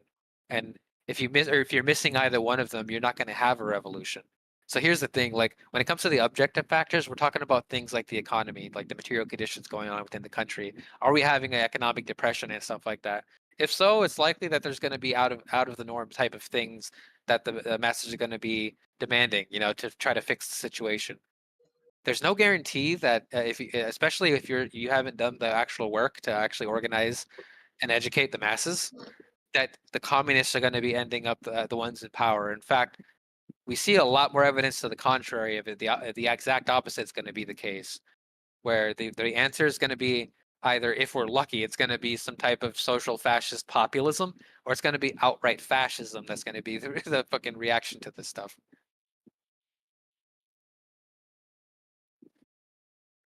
So like Yeah, that's what I'm saying. Like if you're missing that, if we're doing the accelerationism and just trying to say like burn the whole system to the ground and shit like that, without this actual subjective factors, which are definitely not sufficient at the moment, um, the whole concept of like trying to make the material conditions as bad as possible for the working class, it's not going to result in what you think it's going to result in.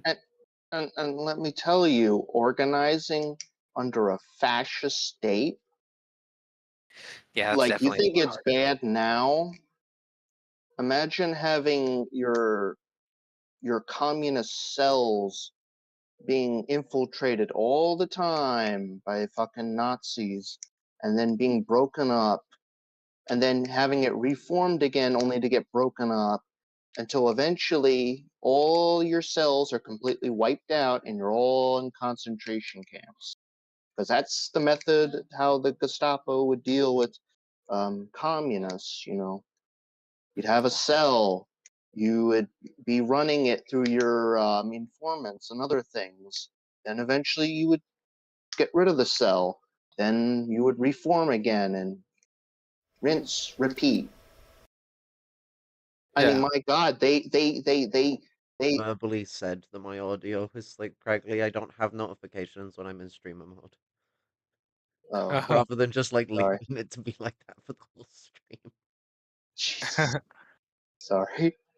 Uh, I mean, my God, like the Nazis literally guillotined some teenagers because they were handing out leaflets that said, well, "We don't want war," basically. Jeez. Yeah, and Guillotined. yeah, like there's a reason why Marx and Engels, in their time, like there was certain national liberation movements that they supported, and other ones that they absolutely did not. Like the ones that they saw that were actually just like puppets of Russian Tsarism, they did not support, and their reasoning for that was specifically because it would be harder to organize the proletariat in a more authoritarian state under like the authority of Russian Tsarism and not like openly bourgeois democratic than the actual thing of like organizing under a bourgeois democracy. Right. Wait, you trying to say that like a fascist dictatorship that's openly stating that it wants to like kick communists out the country is not great for communist organizing? Damn. Yeah, I'm for gonna real. I mean, I'm gonna and have it's to the thing too that the Comintern even pointed out. This is right before the Seventh Congress, which people know that I have a problem with the Seventh Congress in general, but this was a little bit before the Mitrovite distortions started coming around. This is what they said about bourgeois democracy and its relation to fascism.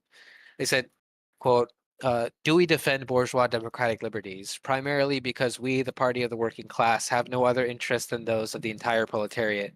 We are quite well aware that, however reactionary the real essence of the bourgeois democratic regime, it is still better for the working class than open fascist dictatorship. Real liberty, however, could be secured only by the proletarian dictatorship, unquote. So, I mean, it basically like reaffirms the same sentiments that Marx and Engels had put forth before, and Lenin had put forth many times as well in regards to the Labor Party and against the fighting against the Black Hundreds as well.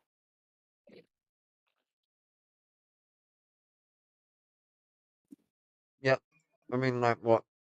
If it's a vote between the Liberals and the Black 100s, I'll vote for the Liberals. Is what Lenin said. Mhm. yeah, but I want the Black Hundreds in power. I think we should. I think that'll Uh, revolutionize things. that's some good Lenin quotes, actually. Yeah.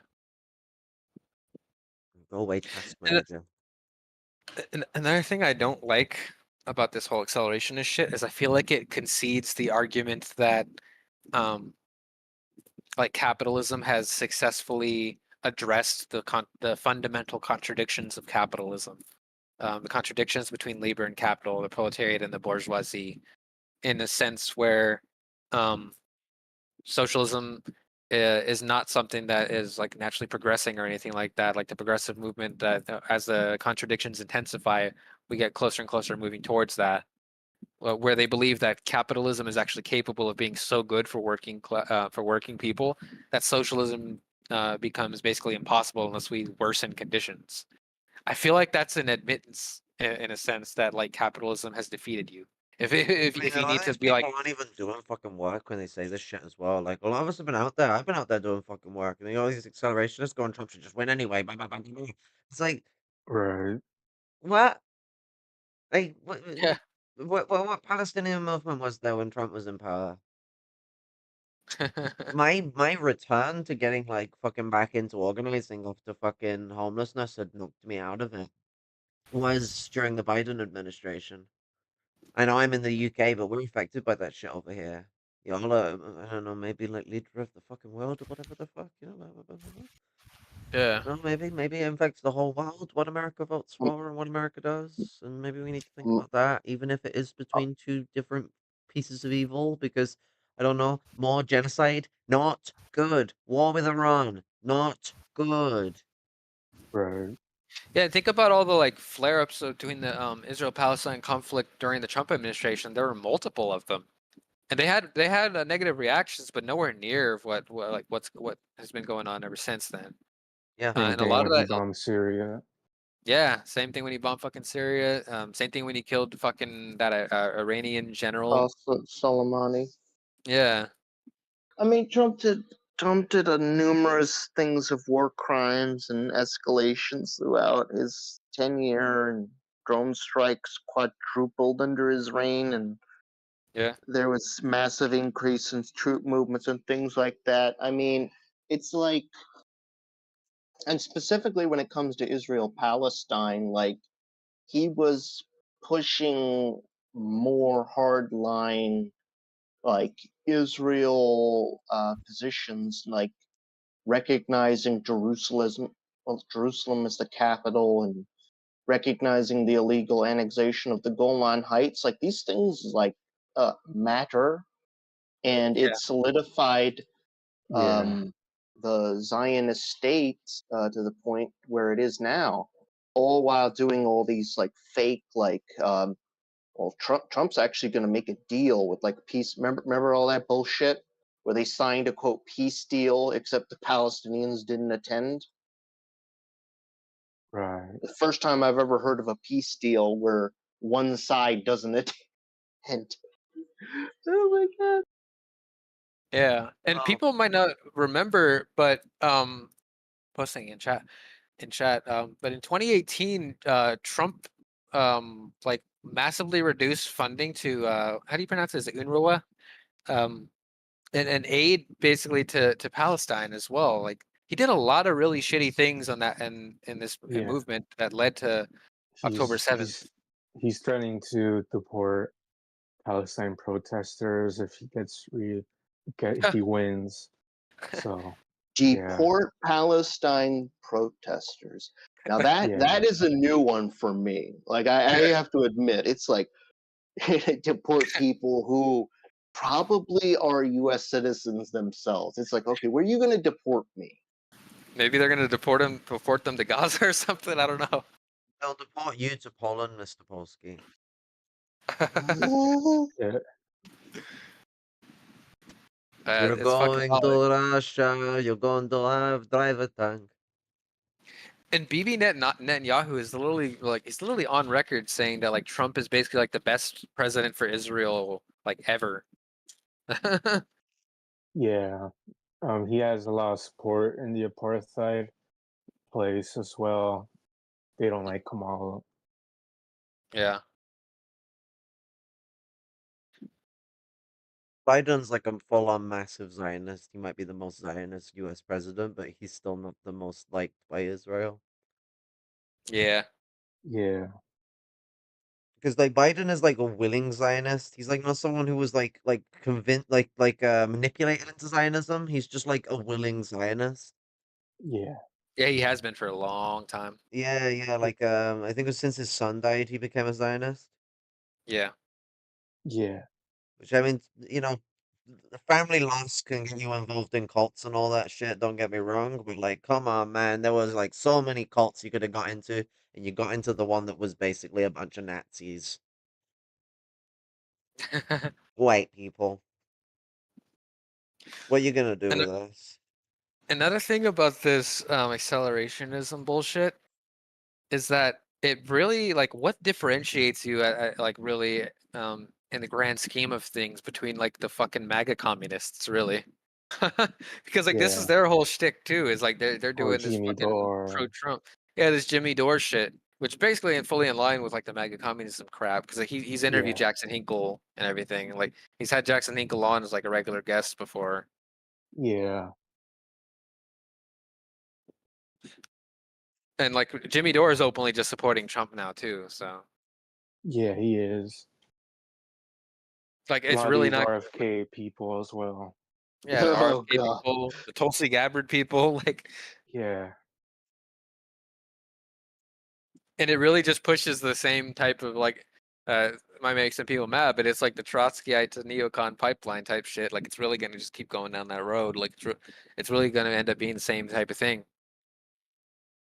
yeah. I mean, do people think that Tim Walz is the same as JD Vance if something happens to Trump or Kamala in office? Like, have they not thought about that as well? Yeah, for real. Are you suggesting we get Kamala in and then like we promote Tim Walz? No, but you never know what happens because there's unpopular leaders who get No, attacked. but you never So know what happens.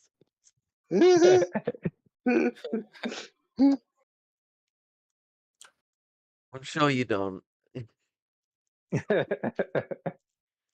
But gosh, no, it's kind of crazy though that Trump has had a second assassination attempt Wait, there's just been in a like, second one? oh my Oh yeah, god, yeah, sort I of. thought I y'all mean, it talked wasn't about it. close. yeah. No. I What? brought it. No, we didn't talk about it on stream, but I posted it in our chat a while ago. What happened? What? Yeah, it was what was it, Florida? I think, right? Yeah. Mar-a-Lago, yeah. Yeah, it was another cishet white Republican man tried to, he like shot near Trump, and they didn't shoot at him. I think I remember they said it was like kind of far away, but still in the general vicinity. But I thought it was kind of funny because to me it just like more so proves like, hey, maybe that other shooting was kind of a hoax. Okay. All right. Here's what I'm gonna do, because this is what they usually do when it's like some kind of thing like this as well. I'm gonna ask the Republican community, why is it Republican leaders aren't coming out to denounce Republican on Republican violence? Because isn't that what they do for like the Muslim community? If one Muslim does it, like it's like where are the Muslim leaders condemning Islamic fundamentalism or something like that? Well, then it's like White on white violence, like "Eh, they do that to white everyone on, else. yeah. Yeah. I mean, here's the thing too: is like, are people not seeing like the similarities between this shit, the radicalization of violence January on the 6th. conservative, yeah, on the conservative side here? Like, I've seen so much similarities between them and the Black Hundreds in this regard. Like this super fucking anti-immigrant sentiment where they're now like fucking threatening everyday people. Yeah. Like they're threatening people that are not even the people that they are fear mongering against, just in an attempt to push the narrative.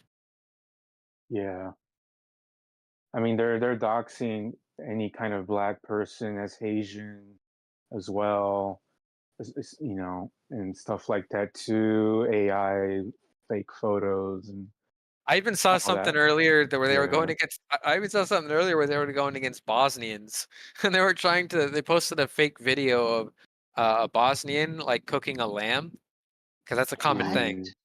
Yeah, it was a Bosnian cooking a lamb, but they try to say it was a Bosnian cooking a dog. It's like, Jeez. do you think we can't tell?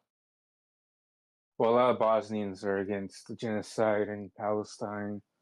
Yeah. Yeah, BRG Or was that they have telling an people about experience that. that drives that kind of solidarity. Mhm. Yeah. I mean, at the rate things are going, they're probably going to start pushing for like boycotting their businesses, like the Nazis did, like when they Yeah. got into power. Like, because people seem like when the Nazis got into power, the Jewish community around the world called for a boycott on Germany. So in response, the Nazis called for a boycott of all Jewish businesses in Germany.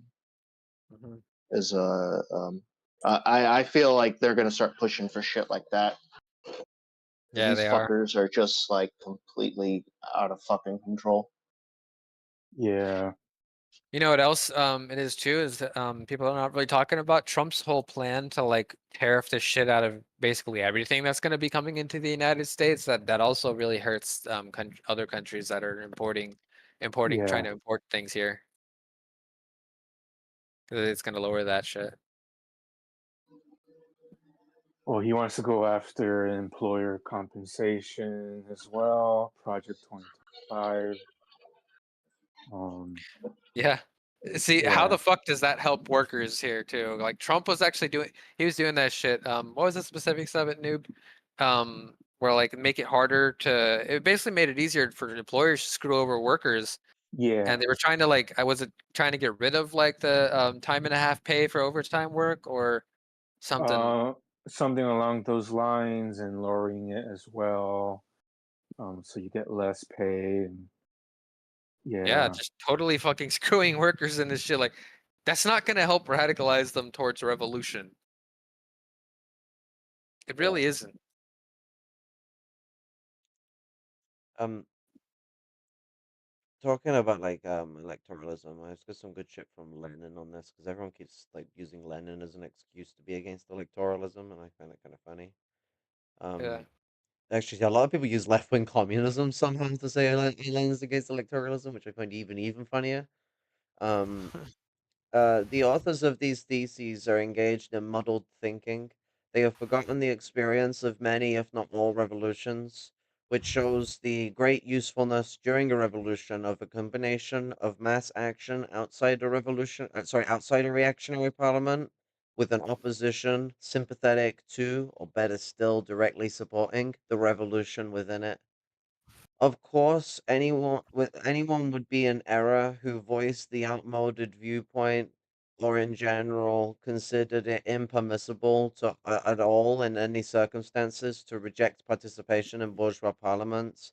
I cannot attempt to formulate here the conditions under which a boycott is useful, since the object of this pamphlet is far more modest, namely to study Russian experience in connection with certain topical questions of international communist tactics. Russian experience has provided us with one successful and correct instance, 1905, and another that was incorrect, 1906, of the use of a boycott by the Bolsheviks. Analyzing the first case, we see that we succeeded in preventing a reactionary government from convening a reactionary parliament in a situation um, in a situation in which extra parliamentary revolutionary mass action, strikes in particular, was developing at great speed, when not a single section of the proletariat, the peasantry, could support the reactionary government in any way, and when the revolutionary proletariat was gaining influence over the backward masses through the strike struggle and through the agrarian movement, it is quite obvious that this experience is not applicable to present day European countries. It is likewise quite obvious, and the foregoing arguments bear this out, that the advocacy, even if with reservations by the Dutch and the other quote unquote lefts of refusal to participate in parliaments, is fundamentally wrong and detrimental to the cause of the revolutionary proletariat. Tactics must be based on a sober and strictly objective appraisal of all the class forces in a particular state, and of the states that surround it, and of all the states of and all the states of the world over, as well as of the experience of revolutionary movements. It is very easy to show one's quote unquote revolutionary temper, merely by hurling abuse at parliamentary opportunism, or merely by repudiating participation in parliaments. It's very easy, however, it's very easy, however, cannot turn into into a solution of a very difficult problem. It is far more difficult to create a really revolutionary parliamentary group in a European parliament than it was in Russia. That stands to reason, but it is only a particular expression of the general truth that it was easy for Russia, in the specific and historically unique situation of 1917, to start the socialist revolution, but it will be more difficult for Russia than the European countries to continue the revolution and bring it to consummation. To attempt to circumvent this difficulty by skipping the arduous job of utilizing reactionary parliaments for revolutionary purposes is absolutely childish. You want to create a new society, yet you hear the difficulties involved in forming a good parliamentary group made up of convinced, devoted, and heroic communists in a reactionary parliament.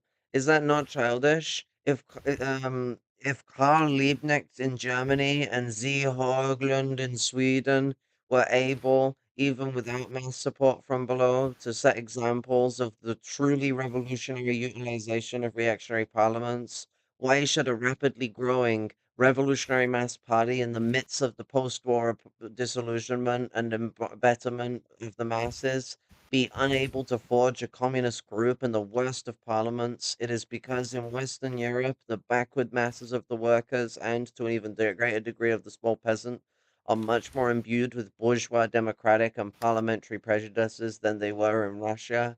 Because of that, it is only from within such institutions as bourgeois parliaments that communists can and must wage a long and persistent struggle, undaunted by any difficulties, to expose, dispel, and overcome these prejudices. Left wing communism and infantile disorder, Vladimir Lenin. Yeah, 100%. And that work is like one of the classics everybody should be reading because there's so much really good information in there, um, And I think especially if you live in these countries. I would clarify, I kind of disagree with him now. I don't think Parliament is the only way now to break those prejudices, because they already are slightly broken. But Yeah. it's something that needs to be a part of our struggle. It needs to be in tandem with the power the Panthers brought to the table, which is that ability to develop dual power through the survival programs. So, Mhm. like combining that survival program system, cultural revolutionary developments that Gramsci, Hoxha, Mao, and other Marxists have advanced upon, um, especially the Maoists, and pushing that forward and having a tandem struggle against all three components: the material street struggle, the parliamentary struggle, and the fucking what's it? Shit. How did I forget what the third thing was? Oh, the cultural struggle. Yeah, 100%. And the cultural struggle is something, especially if you live in an advanced country where there's the cultural hegemony is taken over by the imperialist bourgeoisie. It's absolutely something that you need to fucking place yourself into in a communist manner and push forward actual proletarian fucking culture It's in um, this. it's always like this the petty bourgeois culture that's kind of forced on people because of it being an empire. Yeah. You know, as BRG rightly said, you know, like kind of everyone in the first world has a little petty bourgeois chip on their shoulder compared to the rest of the world. Because you know, any like white rice crispy from the first world can go move to fucking Africa and be a rich man. Yeah. Yeah. And if we take settlers into account as well and like really look at the roots of how the United States came about, you really see how the United States in particular has, like, even from its very roots and its inception, has a very petty bourgeois character to it. And this is Yeah, another reason why both parties are constantly rattling on about the middle class. yeah, like in Europe, people are proud to be working class. It didn't used to Yeah, be like that, but it is now. yeah. Right. I did think that's why I did think it was funny during the Kamala versus Trump debate. Like I forget what the question was about, but Trump was like said like this would hurt the middle class and every class. It's like, oh shit, he actually talked about other classes. I think Biden said workers at the DNC. That caught Oh me off shit. guard. I was like, whoa, shit. Because No, yeah, they're no, always some of talking. the stuff he's been saying has been like somehow sounding more left than some of them. Like Bernie must still be Yeah. giving him a call card. So I'm like, shit. Yeah, like Kamala Harris is she's doing her whole middle class spiel as well. Like she's talking Yeah, about the middle class tax um break where all the poor get to go fuck themselves.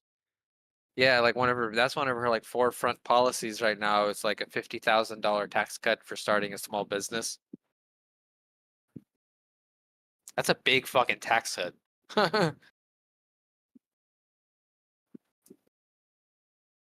And she's also probably doing one for middle income earners.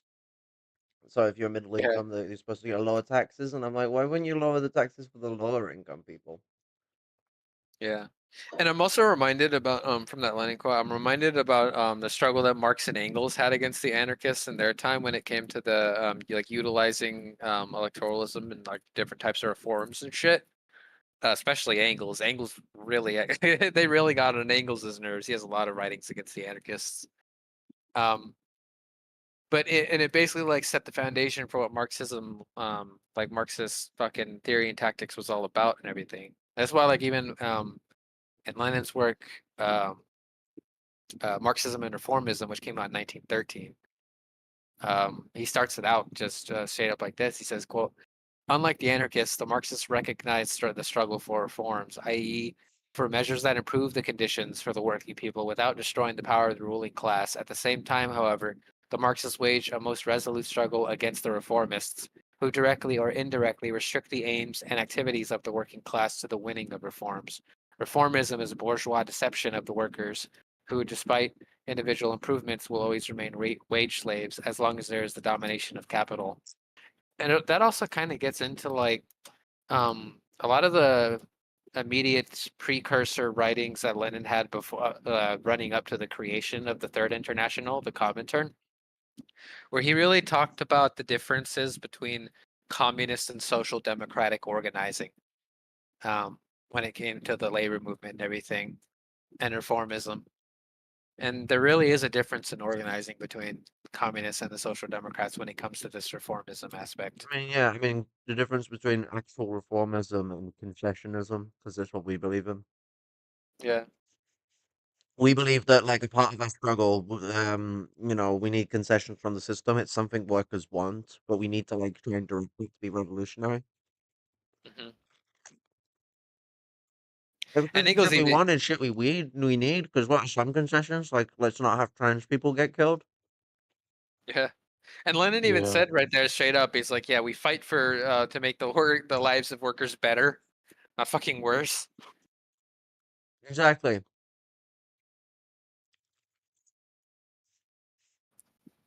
And people could try to cope like, oh, there's different conditions or whatever. It's like, okay, things are a little bit different, but like, what in the grand scale of things would you say would be different? Like, he was already talking about labor aristocracy at this point.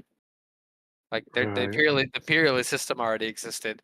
The main contradictions of the imperialist system internally and on a global scale were already in place. Like, why all of a sudden would you try to justify accelerationism?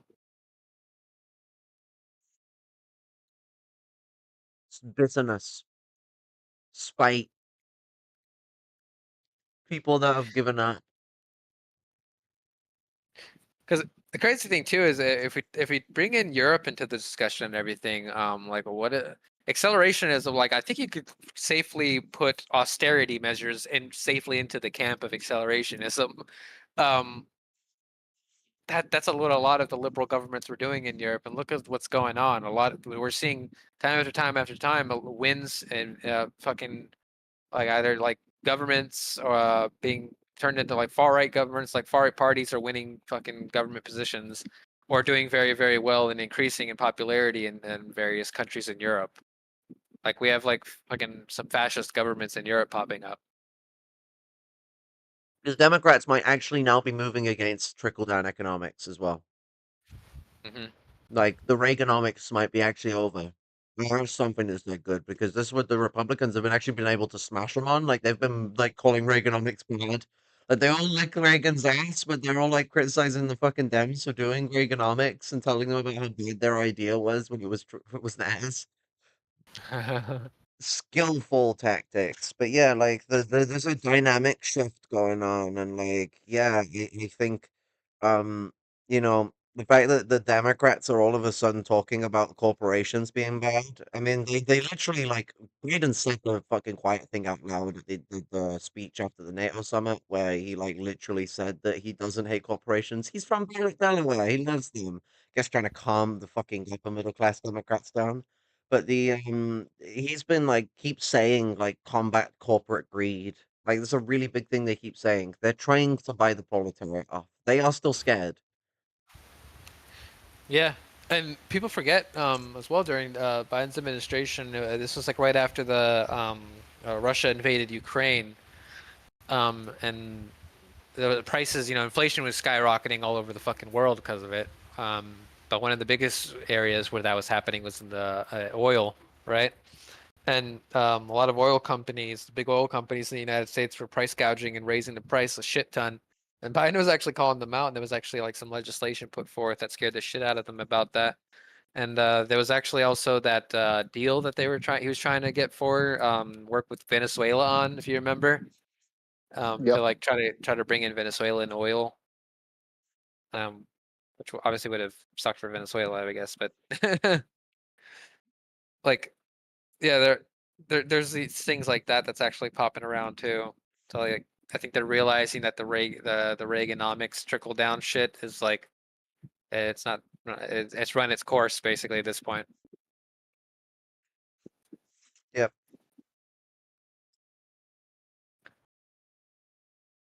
And Yeah. if you Who knew that something that was nicknamed Voodoo-nomics by let me look up who that was who said that. Oh wait, I'm being sarcastic. That was Ronald Reagan's vice president George H.W. Bush who called Reaganomics voodoo economics yeah. because he said it's like some kind of fucking magical thinking, a way of fucking running the economy, just a trickle down shit. Who knew Yeah. that this would be a bad idea? No, I'd say I think Avola would like argue with you on that. Like, You know what's funny too is the Security Exchange Commission in 1982 had a ruling. I think it was 1982 or 1981. I'm pretty sure it's 82 though. They had a ruling where they basically removed the limitations on stock buybacks for companies, um, and that's pretty shockingly closely tied to the big deviation between CEO and worker pay in the United States that happened around the 70s, 80s, and around that time. If you look into that, that's a lot when a lot of that shit started changing. And there are actually multiple unions today that put out statements where they basically point that out about the SEC fucking ruling on that 1982 because over 90%, if you look it up, over 90% of U.S. corporation profits go to like stock buybacks instead of like investing in the economy and like expanding production or raising worker benefits and stuff like that. yeah, because Reagan allowed you to just buy back your stock if you've sold it. Yeah, it's actually extremely parasitic to the economy. Like, Yeah, it just there's inflates it. well, It's genuinely like pointless. It just makes fake money that doesn't exist. it's yeah, it's really is just like fake money. Like you're not actually like Yeah, expanding the economy at all in that regards. vicious capital. We actually had yeah, for real. We actually had some bills put forth to try to get rid of that bullshit, put bans on it. I believe Tammy Baldwin in Wisconsin put forth a bill called the Reward Work Act. I think it was 2018 or 2019, something like that. Which yeah, that was under the Trump administration.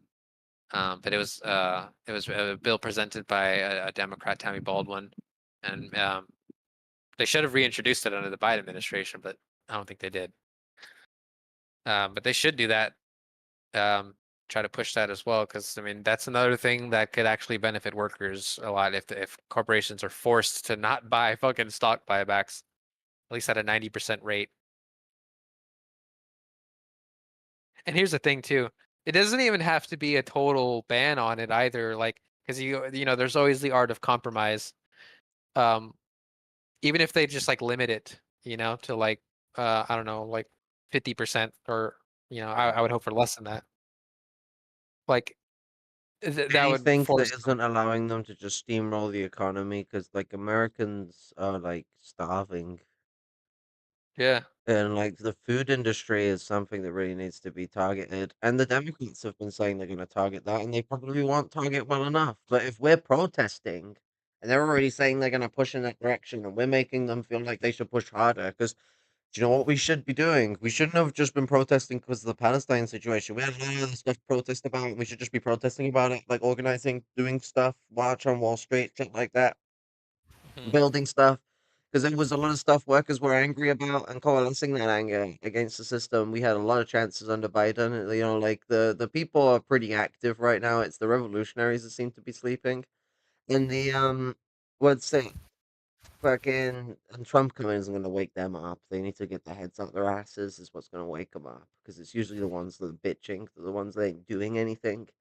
And the what's it? Fucking you know we've gotta like fucking look at what they're saying that they're gonna do that makes them supposedly more progressive, and then we have to hold them to it in representation of the people. If the people have en masse voted in this direction, we need to put ourselves in the people's shoes, put ourselves at shoulder height, like, and fucking approach the situation with that like angle and perspective, which I just don't feel like the petty bourgeois Marxists are very good at. Like those of us that come from proletarian backgrounds, we already are at that level, so ain't no problem. But people need to start looking at it that way and then criticizing it from that angle. Like coming at it with like the fucking like seething hatred of anyone who touches anything remotely Democrat. You've just turned their brains off. They don't want to fucking listen to you. Why the fuck are you gonna listen to you? Fascism, AOC, evil. Shut the fuck up is what people are gonna tell you. And like maybe you're right, you know, because you are like they're bad, like they're social fascists. They're involved in a fucking genocide right now. Let's be real. But just coming at it like that, no one wants to listen to you. Like no one. And if you Yeah. actually sit down and have like a savvy conversation, acknowledging that they're more progressive, acknowledging that it like would probably be better for them to win, but then pressuring that conversation that's the elephant in the fucking room, you can actually radicalize people to look at it and think, Maybe I shouldn't keep voting blue. Maybe there's like a bit of an understandable shit where like we're trying to stop literal Nazism right now, but maybe I need to get away from this and push them towards thinking more like about free third parties and communist organizations. Hmm. No one's willing to like push somewhere in the middle. Everyone wants either people to be like full on reactionaries or full on revolutionaries. There's never that like nuance that you need to approach people and engage with people on a level where you're not like essentially belittling them and treating them like shit. Right, exactly. And it's like, um, with the fucking student protest movement as well, that's going on college campuses and everything. That was making conservatives seethe all over the country. Like they were saying like these people were like traitors to the country and shit like that. Like Trump was like going on like rants about like all types of crazy shit about the protesters. Like where were the fuck were the revolutionaries there like actually organizing and shit? Like it's funny because Right. like I did see like Phoenix DSA like actually go on to the ASU campus. That was because there was a lot of shit going down. People were getting arrested down at ASU. Where were all these other revolutionaries at? Like, No Arizona Rebellion? I No. didn't hear Yeah. nothing about that. Yeah, but they're bankrupt. The, Oh yeah, forgot that. no, what's it? Where the fuck were they when They're with all the anarchists that don't fucking use technology, and I'm like, shit. I've been homeless like twice. We all use technology. Like, Yeah. what is it? You don't turn into you don't go like fucking back to like fucking the Stone Age when you go homeless. and where the fuck were they with protecting the lumpen proletariat that were being fucking forcibly removed and attacked by the police that were being that when they were being Yeah. removed from the zone? Like that's a big thing here in Phoenix.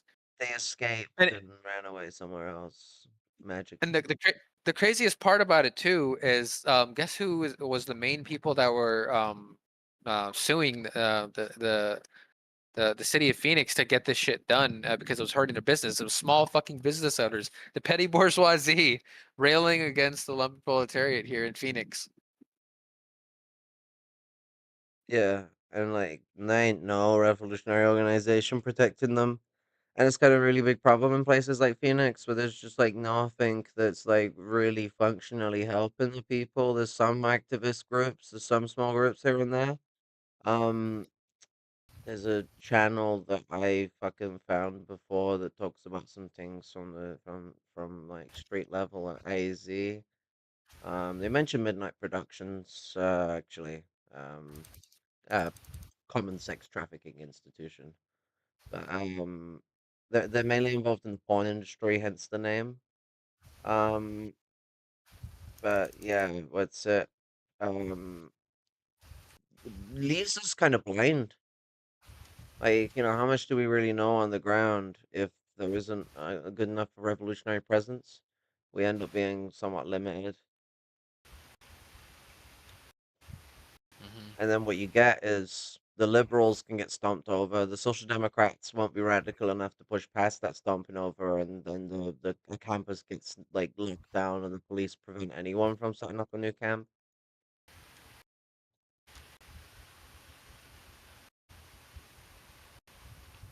Yeah, it's fucking. There's so much crazy shit going on. Like these are all things as well where it's like these are real world fucking Right. issues going on and like this is another reason why it's so stupid with this accelerationist shit. If you actually look into politics and what the fuck is going on in the country right now, and you think that it needs to get actually worse right now, like you're just an idiot. Like you're literally a counter-revolutionary in this shit.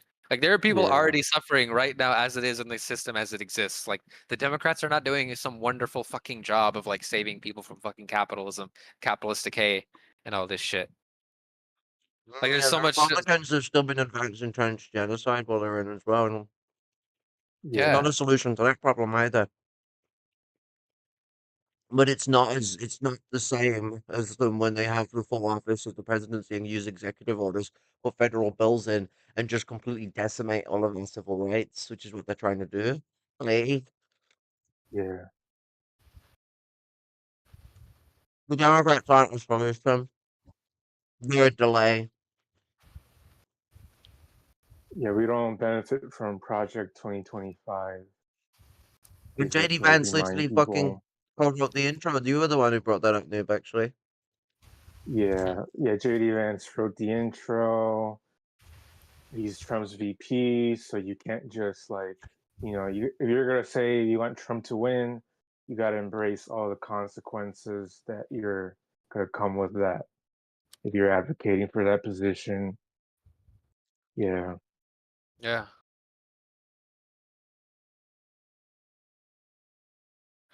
Here's JD another thing Vance too is about dangerous. here's another thing too about the what the hell's this shit? I'm linking the an article from local news here in Phoenix.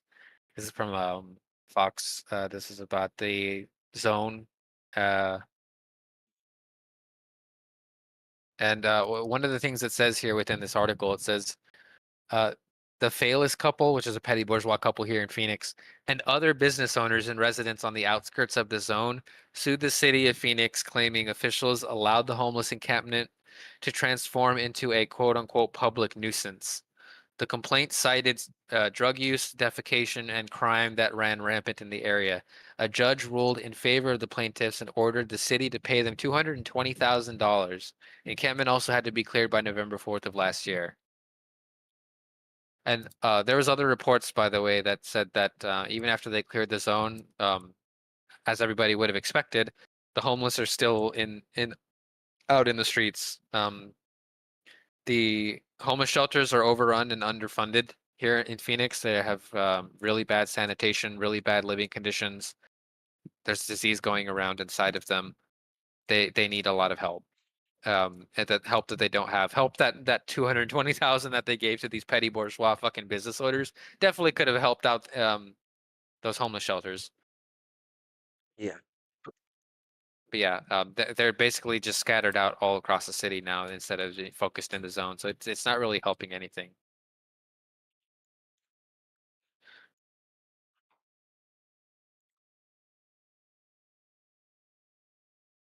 And this is the funny thing too. Listen to the language that these petty bourgeois people have.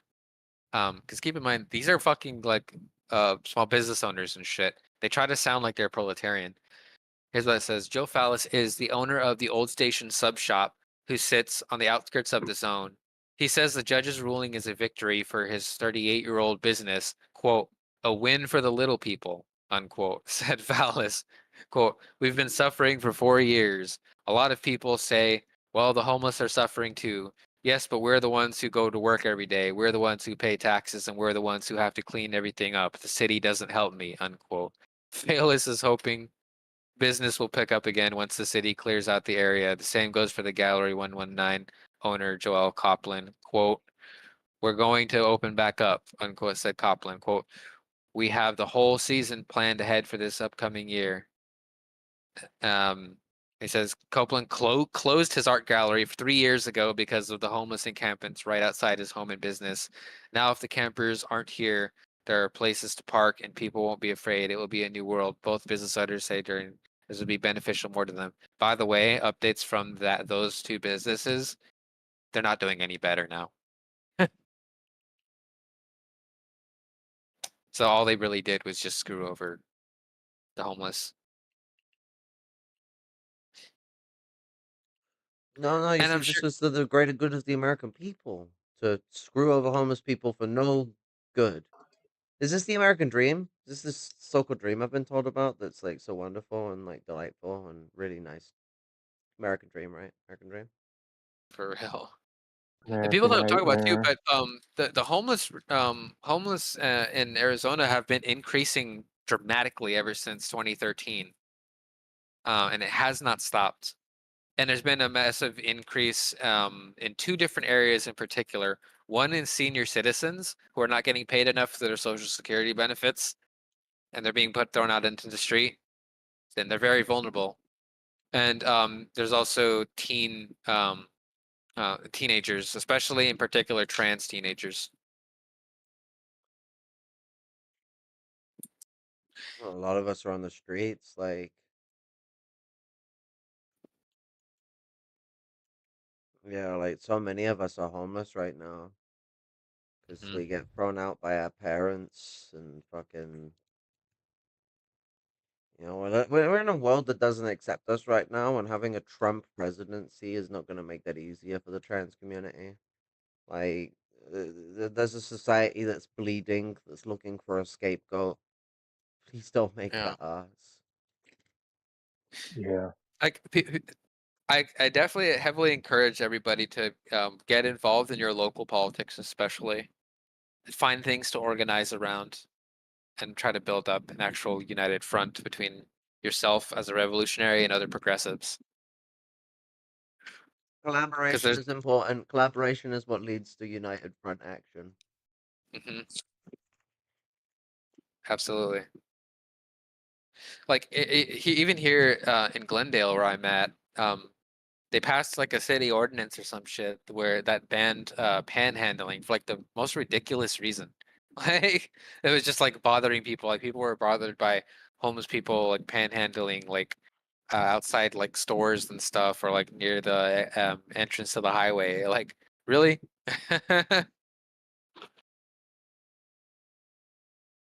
Like it's the most ridiculous shit ever.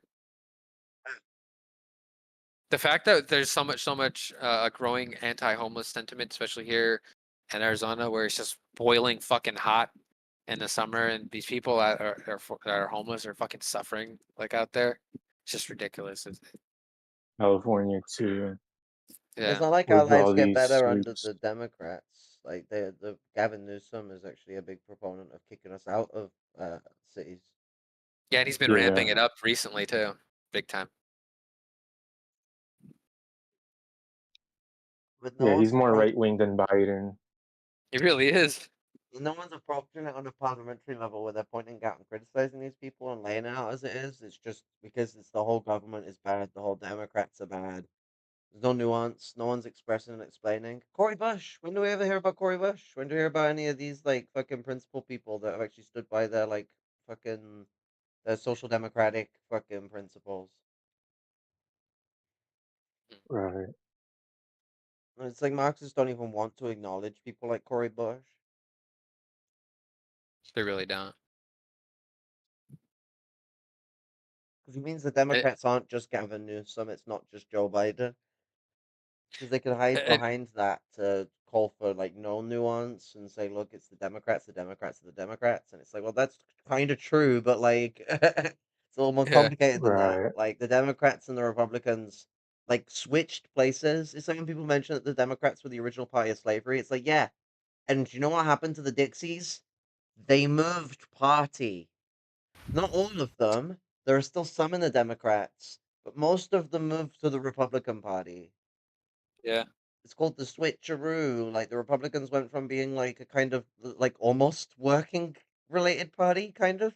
They had like a labor section. They had like a socialist like sector of the party at one point, like to them being like the hard right. And the Democrats were literally the party that gave us the KKK, and now like the KKK are like mostly Republicans.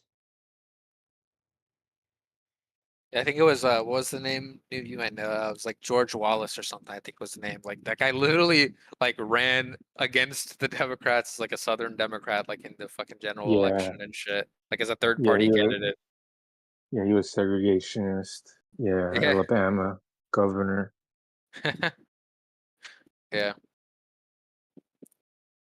think he actually won a couple states. I don't remember. He may have won some of the electoral votes. Yeah. Yeah, But yeah, that's the thing. A lot of people like to shit on Black Red Guard for joining DSA and like supporting Cory Bush and all that type of stuff. It's like I have a lot of respect for Black Red Guard, and it's clear that he understands like what we're saying here. You know, the type of stuff that Right.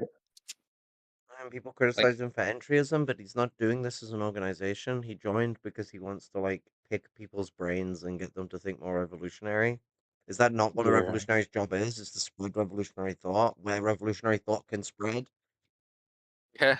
Yeah. And he focused a lot on Palestine as well there, and they got the DSA to unendorse AOC, Mm. although it was a struggle, but yeah. Yeah, and the I think it was the co-chair of the Phoenix DSA. They were explicitly talking about how they through struggle they were able to get like an official like anti-Zionist line in DSA. Right. Like one of I think I remember one of the things that BRG specifically said was that like he sees that DSA is actually doing shit and not just like Yeah. sitting around complaining about shit about like what should happen when like and not actually doing anything about it. I mean, he actually like Yeah. breaks it up because there's certain parts that are and certain parts that aren't. Yeah. The DSA is broken up into a lot of different factions. There's a Maoist faction, there's an ML faction, there's a revisionist faction, there's all sorts. It's almost like it's a social democratic institution, which means it has all sorts of different tendencies going on in it. We'll be right back. Yeah. Yeah. Yeah. The interesting thing too is that yeah, I've actually Black Redgar is actually openly like engaged like in criticism and like arguments against like the more fucking liberal faction and shit of DSA, like the even Zionist type of DSA people. Yeah. And what happened as well was like, you know, after October 7th, some of the pro-Zionist politicians and some other like some of those types were leaving the DSA, and because well, they were leaving the DSA for the wrong reasons. You know, obviously to support apartheid, but this also kind of allowed there to be more of a struggle to push, you know, a pro-Palestine position and convince people to be against the genocide. Yeah.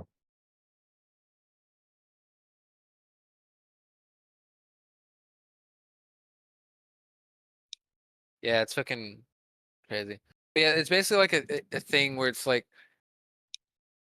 the easiest way to get involved in all this shit is look for stuff in the local level that is problematic and try to organize around that, you know? Yeah.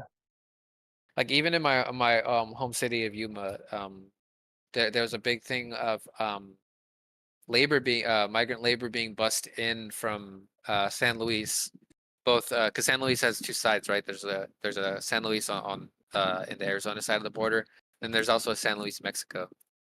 Yeah. Um, and people were being bussed in to work the fields, which by the way, funnily enough, were like right outside the college, the local college in Yuma. The fields that were like right outside. By the way, Yuma is like one of the biggest exporters of lettuce in the country. Um, and you know, organizing like around there for like better working conditions for them because they're working out in the fucking heat. Like keep in mind, like Right. fucking the season for that shit is like the months for that is hot as hell.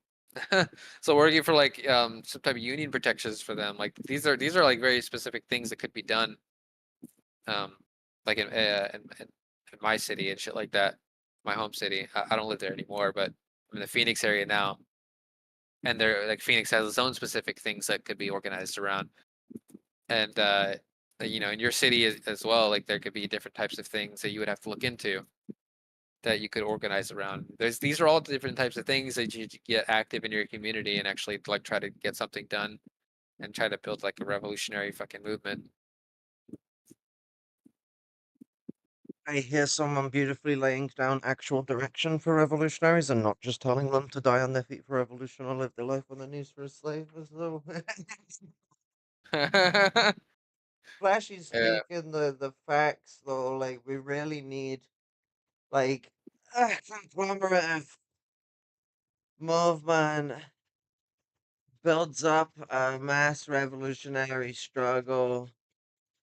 Um, union rights are a really important thing, and Biden's union rights are not enough, but they're something. Unions are now up like they've never been before in America for well, not like they've never been before, sorry, but like they haven't been for 40 years, sorry. 40 years, they weren't like this 10 years ago. Like, so we might like want to think about what we can do when we're allowed to legally function. That's the thing Stalin points out in uh you know uh concerning the international conditions, or concerning the international situation, sorry. And he says clearly that there are there's a great danger, a great risk to the pacifists, the bourgeois pacifists, but they are like better because you can take advantage of the fact that they have to be pacifists. Stalin's point is they're not pacifists because they want to be. They're pacifists because they have to be. I mean, there might be some of them that actually want to be, like they have some ideological drive for it, but the capitalist class, no, they're doing it because they have to be. What they want is profit. What they want is power. Like, how much differentiation do you think they have between each other? There is some, but it's not much. Hmm. The bourgeois politicians, and especially the petty bourgeois a lot, they tend to differentiate a lot, especially on cultural issues. Bourgeoisie, a lot of the time, doesn't care. Like, the most of them are generally, like, progressive amongst each other. Like, if you look at, like, some of Trump's, like, own personal opinions about stuff, they don't match his, like, actual public policy. Like the guy They like really wrote don't. a book where he promoted universal healthcare and then has done everything he can to destroy it since coming into office. Yeah. He's Yeah. even like more liberal on like abortion policy and shit too, and he actually slipped up recently in the last couple of weeks on that when he was asked about a local Florida bill that was like going to restrict abortion past 6 weeks, which is a very short time frame, by the way. Yeah. Uh, and he openly said like he thinks it should be more than 6 weeks, and a lot of the like hardcore like anti-abortion fucking activists were like really hammering him for that, basically saying like, oh, they're not even gonna go out and vote for him now because like he's not like calling for an all-out like ban on abortion or like supporting the 6 week ban at least.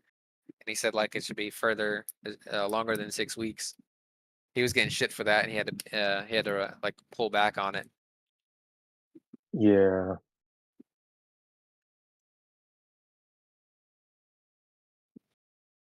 But yeah, Trump has come out and like yeah, like you said, like defended like universal healthcare and healthcare systems from other countries and shit. Even countries like Australia, which I believe they're like mostly private healthcare, It's but kind it's of a like weird mix of universal and private, yeah. yeah, they got like a Worse weird than the system in NHS Australia. in a lot of ways.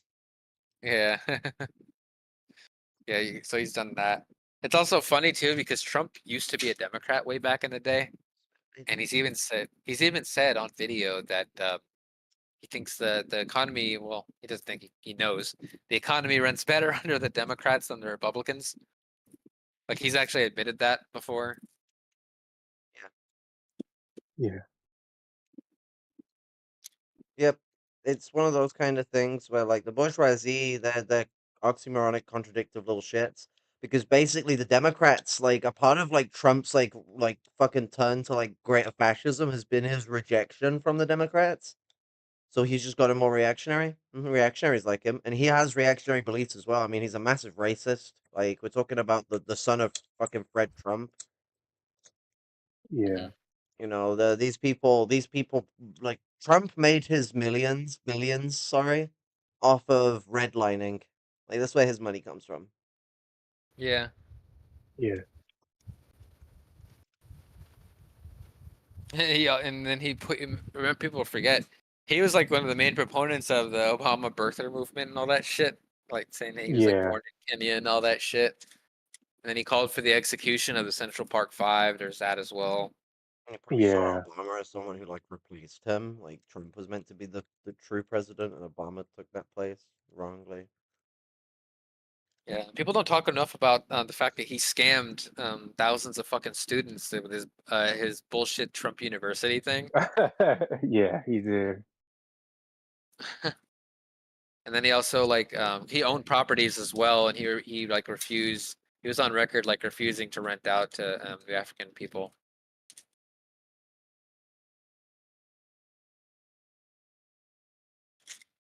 Crazy. It's fucking wild. Yeah. That on top of his calling for the police immunity thing, like Well, he also attacked BLM protesters at the last debate, trans yeah, community. He also attacked the anarchists in Seattle. Um, but I know that some Marxists they get mad if I talk about an anarchist in a good way. But yeah,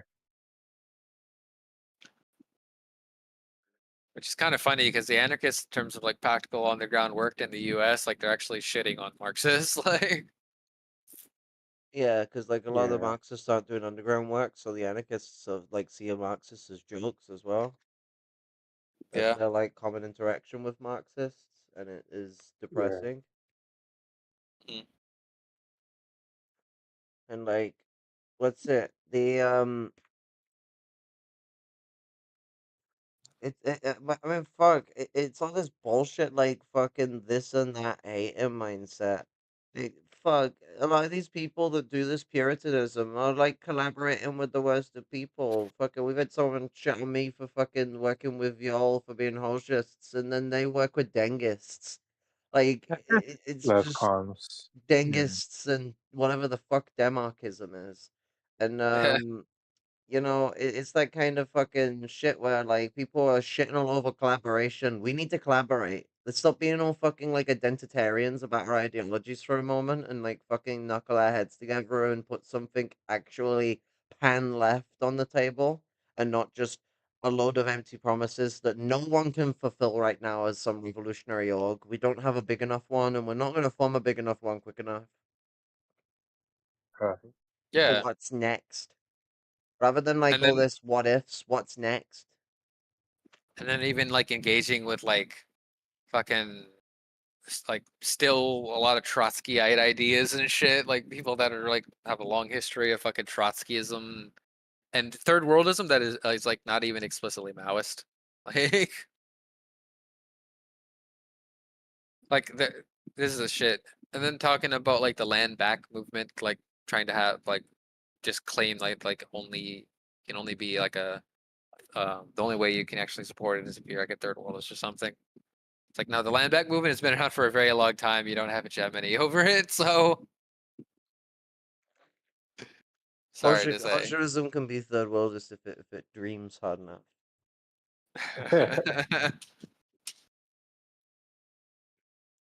No, that's the thing though, is that all these things interconnect as well because it's kind of like ignorant refusal to like go to the streets where all the work is happening right now and ask people what third worldism is. They don't fucking know. They don't care. The only reason people know first world, second world, third world is because the imperialists adopted that like fucking like crazy. Because who gets put in number yeah, one? It's bad terminology. Colonized people hate it, and like all like I saw some of them call like actual action, fucking fucking they have the gall to call actual action first worldism. You call for them to right. actually get involved in something serious, do some United Front work and all that. And I'm not saying everything has to be on the street level. I'm disabled, and I know other people who are disabled. But there's also like tech support, fucking, logistical support. There's emotional and caretaking and like counseling support, like psychological support. There's education. There's so many branches of stuff, medicine, food. Like we've got so much work that we got to do for so many different people can fit in so many different places. But if no one is gonna like try and get out there, what's the point? You're gonna call yourself revolutionaries, but you don't want to actually try and create revolution? Fuck off. Yeah, Yeah, for real. Like that's the craziest shit too. It's like, oh, Jesus. Where it's like they're actively pushing. Like, where's the Leninism in all this? Because here's the thing, where it's like, if we're talking about like the most legitimate form of third worldism, which would be like Maoism, third worldism, right? Where it would it would be coming out of like where's the Maoism in that regard? Because Maoism is still like out of the tradition of Marxism and Marxism-Leninism, and then on top of that Maoism, where it's like, where's the Leninism though? And like saying, oh, um, like there's no fucking revolutionary potential in the first world, so therefore don't even fucking try to organize it, or like try to shit on people that are actually trying to organize it, or call it like first worldist or anything. Like nobody adheres to some concept of fucking first worldism. Like that's a title that you place upon people that are actually trying to do Yeah. shit. I'm like a big anti-chauvinist. A lot of what I talk about is talking about colonized struggles. I think I've done more streams on like the colonies in America than I have my own country. Yeah. Yeah. Like, and that's like the way it should be. Like, like me, my ass being in Europe, I have a reason I should be like focusing on America. We kind of have a bit of responsibility for that one. And B, colonies, because as someone who is in a colonizing country, regardless of my Celtic heritage, I benefit off of that shit. Like I'm on the dole, I'm on the fucking I'm in the lower class, I'm lumpen proletarian, whatever jargon you want to use. And like, you know, I still live off blood money. The money that I get, I need a prop. I have no cash to spare. Flashy, pass me $10. But the but if I had physical money, we this would be a funny like we could do a bit. But what's it? Jokes aside, it's salt and blood. Like no money I get feels clean. So like, what does that say for the rest of the people in first world society? You go up from there. Yeah. Like Fuck, one of these third worlders call me privileged. It's Shit, like privileged to be disabled and unemployed. yeah, for real. for We're real. like Like homeless here's the thing twice too, before is like 20. here's the thing too, is like one of the best things you could be doing to actually help the colonies and shit is to actually gain hegemony in your own country over the masses and push forward an actual revolutionary movement that puts pressure on these bourgeois governments to actually fucking do something and like put an actual like danger for them against them, you know? Like put an actual Building that political force against them. building that interconnection between the two as well. Yeah. Proletarian internationalism really needs to be at the forefront of what we're pushing, and that's why like the Gaza situation has been like a brilliant point of organizing. Like loads of local people will just be walking by, see the Gaza protests and join in. Yeah. Middle class people don't Yeah. tend to, but working class people do. Yeah. Like if we were talking about like 8 years ago or some shit, and we like went to the DNC or some shit, like there would be like just a little tiny fucking group of people like protesting for Palestine. Like there was like whole fucking movement outside the DNC this year. Right. Like there was people all from like from all over the place that came over there to fucking protest. Yeah, people from the south, everything. Yeah. PSA. Yeah. There were Panthers from all over that were there. Mhm. Black Panthers, the former White Panthers, they were all there. Yeah. Red Star Revolt is the new name because Panthers had to split, but yeah. All right. We still cooking? And here's the thing too, it was like the whole slogan of like resistance in the first world, revolution in the third world.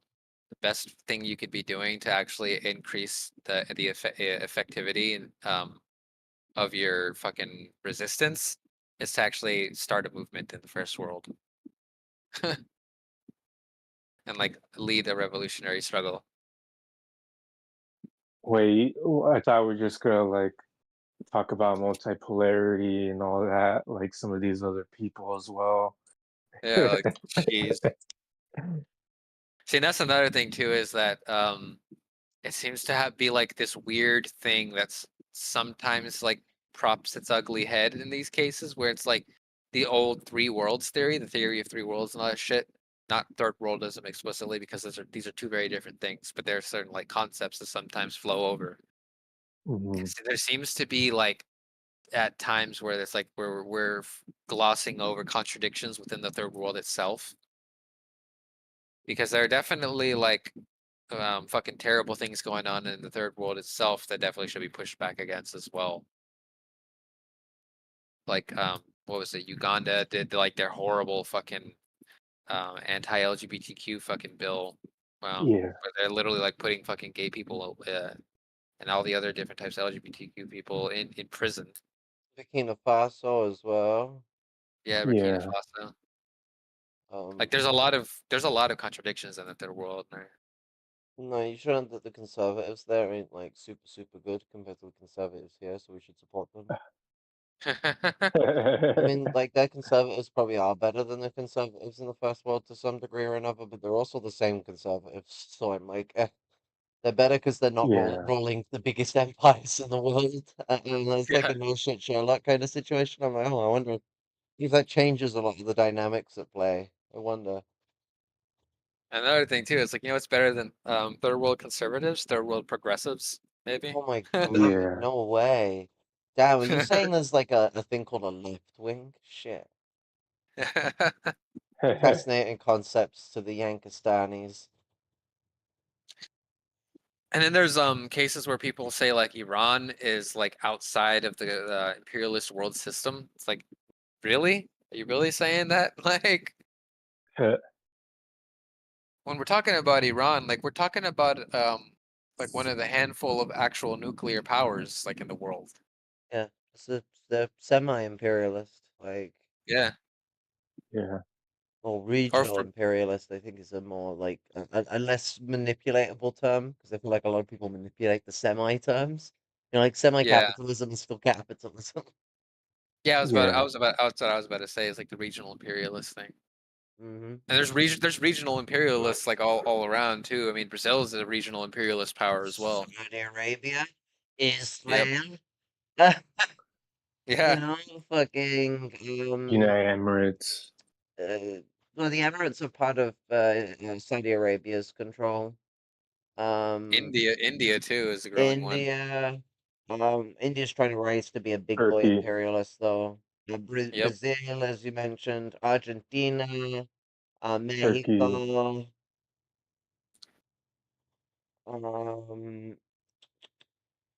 um, what's that place that's basically just a city in Southeast Asia? Taiwan. No, no, no, no, no. Singapore. Oh yeah, Singapore. Singapore. Yeah. That used to be like the center of British commerce in the region. Well, not just British, but like everyone's commerce, but like the big port for the British. Singapore is also extremely authoritarian as well. They have a Yeah. No, very the homeless authoritarian are not government. allowed in the city. The homeless get kicked out of the because Singapore is mostly a city, Mhm. Yeah. and the homeless just get kicked out of it. I believe Singapore is where Trump and Kim Jong Un met, Yeah. at Be least like the nice to first have a time, whatever. conference, but I can see why like law is not really something Singapore gives a shit about. At least not what we would expect from law. Like, I don't know, arresting Yeah. Trump for being a piece of shit war criminal, and I don't know, like, see, I'm sympathetic to the Korean peoples because they're colonized peoples, but Kim Jong Un is also a dictator, so I'm not really bothered if he gets arrested for that either. Like, you know, it's just kind of one of them where I feel like it's punching down a bit if they do that. Like, they should just get Trump. Yeah. Like, Kim Jong Un should have invited him to a place where he knew Trump would get arrested, but Trump doesn't, and then just not show up. Funny thing is too is for like the more like Deng Isuchiite non-Maoist third worldist types, but just like a regular third worldist type that might say like, "Hey, Trump met with Kim Jong Un or whatever." Nothing really came of that. Like, in fact, North Korea actually even fucking outright said like they were complaining that Trump was like not upholding his end of that deal, and they ended up just continuing their fucking Yeah. nuclear testing and shit anyway. So. Yep. I mean, And that's the also like under Trump, like for the weirdos who don't like really know what socialism is and think that Venezuela is socialist, um, Trump literally tried to fucking assassinate Maduro and formally recognize Juan Guaido as like the fucking leader of Venezuela. Like, Yeah. do we forget this shit happened? And it looks like it's gonna happen again. Like Trump has already been like pushing to support like another Guaido guy. Yeah. I can't remember his name because he's like even more forgettable. Yeah, he's also been talking about he wants to punish cartels, and a lot of the GOP has been pushing that shit Uh, too. Punish the cartels by what? Attacking the Mexicans again? Is that what they mean when they punish the cartels? They've been arming them Yeah, and giving them money. Punish the cartels. They've been fucking supporting them for yeah, God knows how long. Yeah. yeah. I put that in quotations, of course, but yeah, Yeah. Racist bastards. Because what they do is they just target the fucking the brownest of fucking Mexica. Yeah.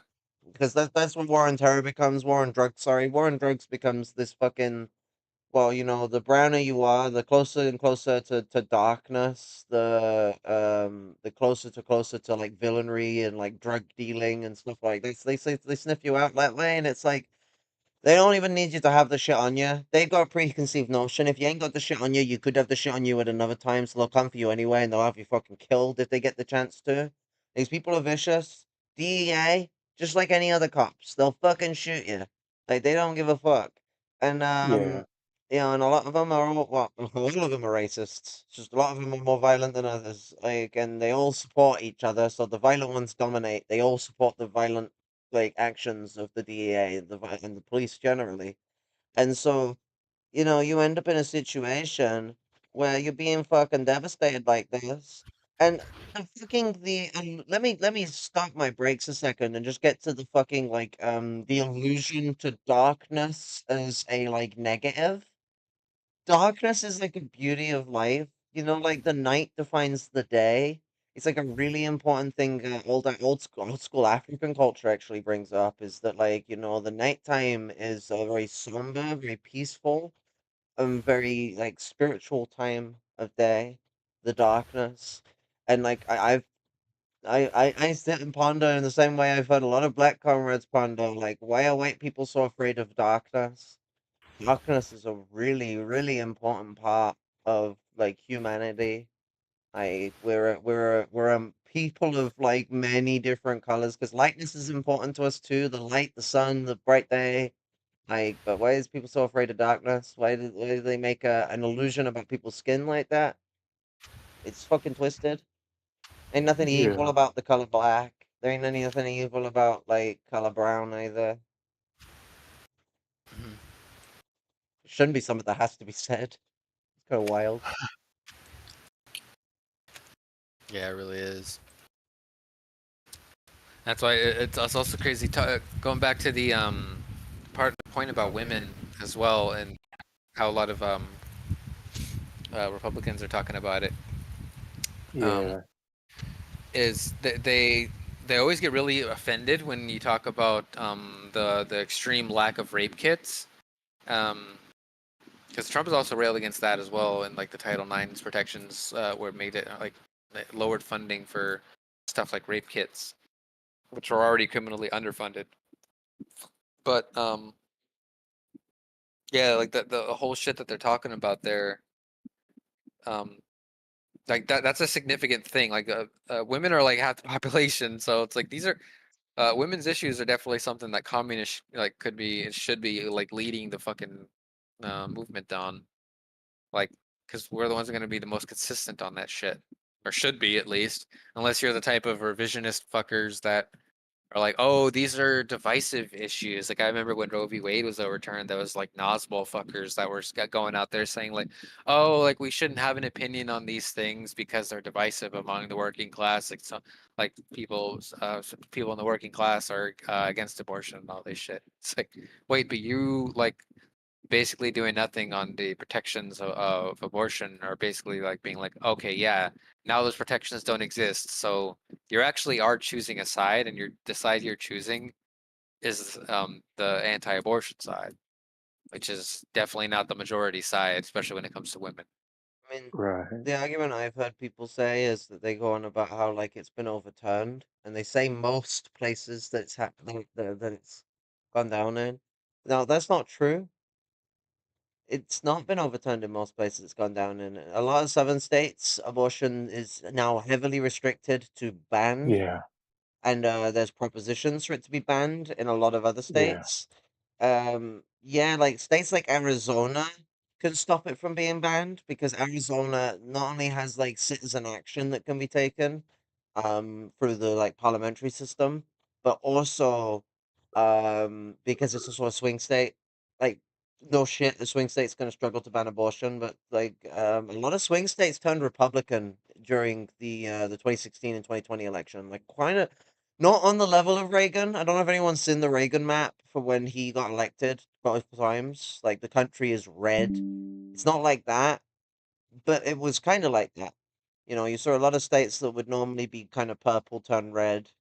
So we got to be really careful Ohio. about like, okay, Yeah. yeah, they go for the abortion ban. If they can't do it federally, they'll at least do it locally. But by the looks of things, it's going to be federal. If March 2025 goes in, abortion ban will be federal.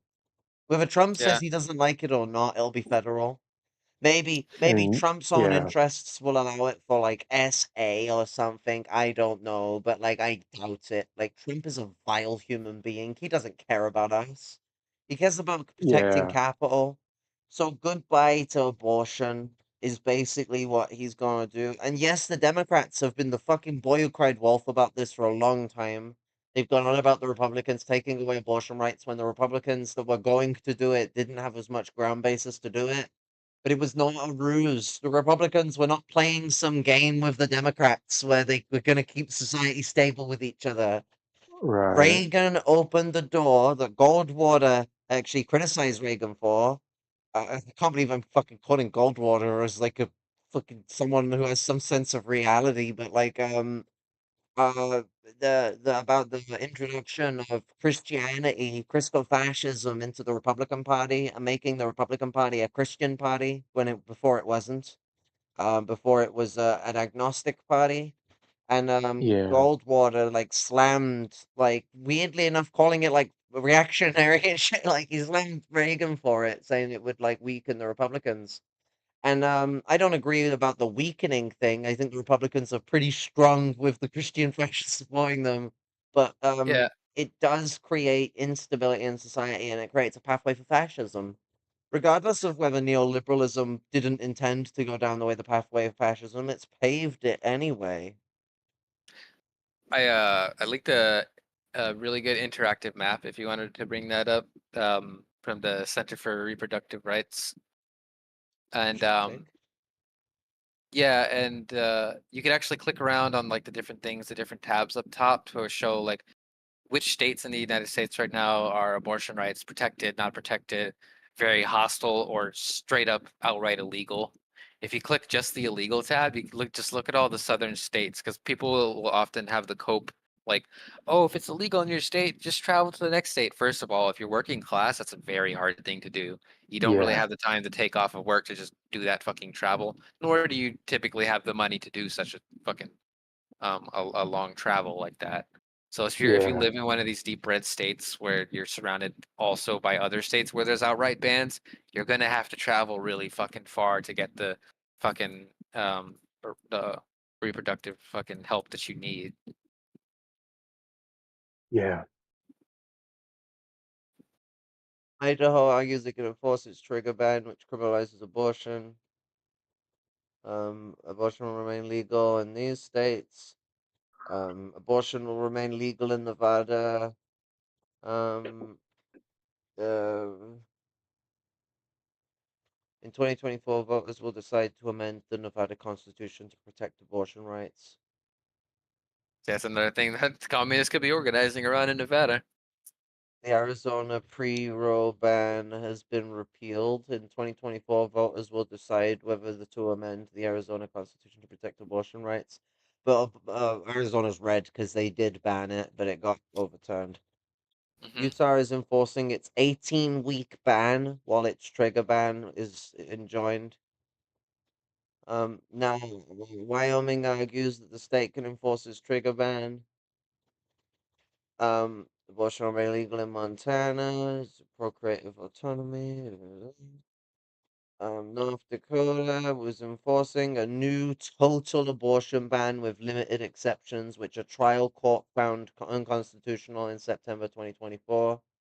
South Dakota has criminalized abortion. In November 2024, voters will decide whether to amend the South Dakota Constitution to protect abortion rights. Some people in South Dakota could be organizing around. Yeah. Iowa is likely will likely try to prohibit abortion. As of July, the state is enforcing a 6-week ban. Yeah. Jesus. Read some of these southern states that are the same color as that. We'll see what kind of shit's going down here. Like Texas and Nebraska is Oklahoma and all that. enforcing a 12-week abortion ban with limited exceptions. Kansas is apparently making it remain legal, which is interesting. Yeah, they Texas, voted on that. its trigger ban, which prohibits abortion and includes civil Yeah, and criminal penalties. yeah. Um, Texas is one of the main reasons that Roe got appealed by the fascist court. Oklahoma is enforcing a pre-Roe ban that prohibits abortion entirely, except when, quote, necessary to preserve, end quote, the life of a pregnant person.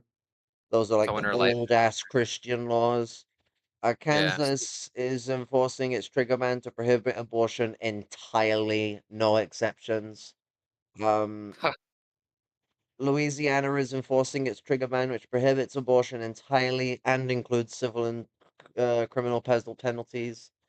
Mississippi is enforcing its trigger ban, which prohibits abortion entirely in nearly all situations.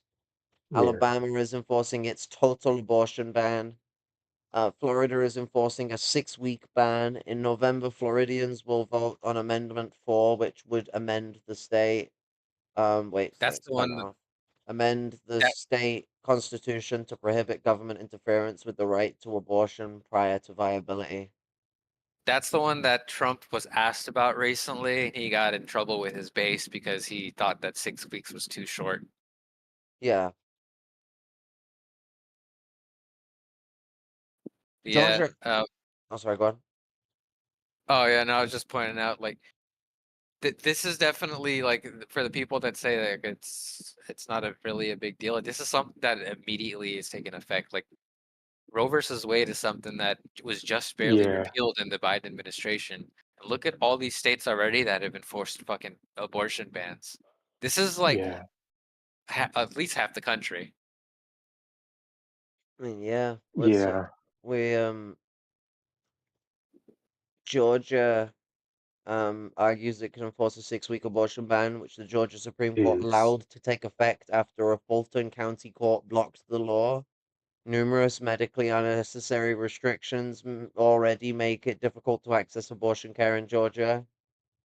South Carolina is enforcing a 6-week abortion ban after the state Supreme Court declared the ban constitutional on August 23rd, 2023. North Carolina. I know a lovely lass in North Carolina. Um, what's it? Now that the Supreme Court has overturned Roe, North Carolina has enacted a 12-week abortion ban, including additional burdensome restrictions, which took effect July 1st, 2023. Although the current governor is supportive of abortion rights, the legislator is hostile to abortion. So that's the situation that the situation finds like these parts of the world find themselves in, like, like pre-Roe abortion bans from like the 40s and the 60s are coming back. yeah, Yeah, Um yeah, and like in most of these southern states, there's like punishments and shit for it, civil and criminal punishments for having yeah, abortions. And like a lot of these are abortion entirely, unless necessary to preserve the life of the mother. So like not even like that's not even an exception for sexual assault. That's nope. so you have to carry and raise the child of fucking someone who assaulted you. I wish men would put themselves in the shoes of this kind of shit. Like, just try and think about it for once. Like, men suffer through things like fucking SA and stuff like that. So I know it's not like something that's foreign to them, but they seem to have this mindset where they want to think more like the perpetrators of it and not like the perpetrated. And it's like, you gotta Yeah. break out of that kind of shit. You gotta think about what this means. Like, because the thing I see is a lot of these people that are calling this accelerationist shit, they're like cishet white men. Yeah. Yeah.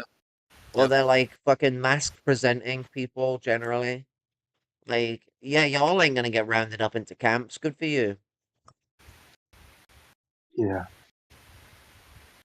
Y'all ain't gonna have like your abortion rights taken away from you. Y'all ain't gonna be restricted by any of this stuff. So I mean, maybe it'll radicalize y'all. Maybe y'all will do really well.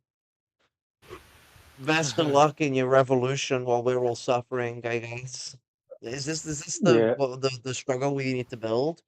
Because a lot of them will push that kind of shit where they're like, well, they'll do the like revolutionary like proletariat, blah blah blah, like industrial proletariat, basically trying to say they're all men. And I'm like, industry has been dominated by men and women since its inception. Women didn't get kicked out of the factories until the turn of the 20th century. Absolute dillweeds. But it was like really modern, really close, not very far away. Almost like kind of fucking close to modern Yeah. day, like industrialization is. Like fucking absolute weirdos. Like it pisses me off because it's this chauvinism. It's this fucking chauvinism. Like get out your fucking like if you cut the movement down like this, it gets weaker. Women, we hold up half the sky, motherfucker. Yeah, 100%. And with men It's like, Yeah. acting like this, it leaves us holding up their half of the sky too a lot of the time. When they're too busy fucking running around blaming everyone else for their problems and then calling for accelerationism because they can't get their heads around the movement. Like they scare women away from organizing because they always act like fucking like brutish people or sexist people. Like they're fucking it's like dealing with gorillas sometimes. yeah, and I mean, even in like leftist organizing spaces, a lot of time, like there's a fucking problem of sexual assault and shit against women. Yeah. That Yeah. it's like that they wonder why there's like very few women and like organizing spaces because you're not even giving them like a safe area to organize with and just ostracizing the hell out of them. A lot of times it's like blind defense of the fucking assaulter, the perpetrator Yeah. of it, because that's another reason why they're sitting there like thinking about it from the eyes of the perpetrator and not the fucking assaulted person. Yeah. Yeah. Because it's like men are taught to normalize assaulters, Well, they're bad people, but they're good guys, is kind of the mindset they have. It's like, they're bad to their wife, but they're good to me. So they must be a good guy. And like, hanging out with people's abusers like that is like real deep, like that shit's fucked. But it's a thing that like fucking people are normalized to. And then, like, you get the situations we women end up in where we have to, like, keep quiet and be good around people we know are abusive and be friendly. Because if we get too out of line, if we pipe up too much, we get the abuse too. And then like the weight's put on us to deal with the problem. Like men need to really be the people who deal with the problem of men. It's kind of like like us women, we need to be at the leadership of dealing with the problems of how patriarchy oppresses us, but like how men fit into patriarchy, both the oppression of them and the oppression of women through patriarchy. That men need to be like at the forefront of trying to solve that fucking issue amongst themselves, like that side of the issue.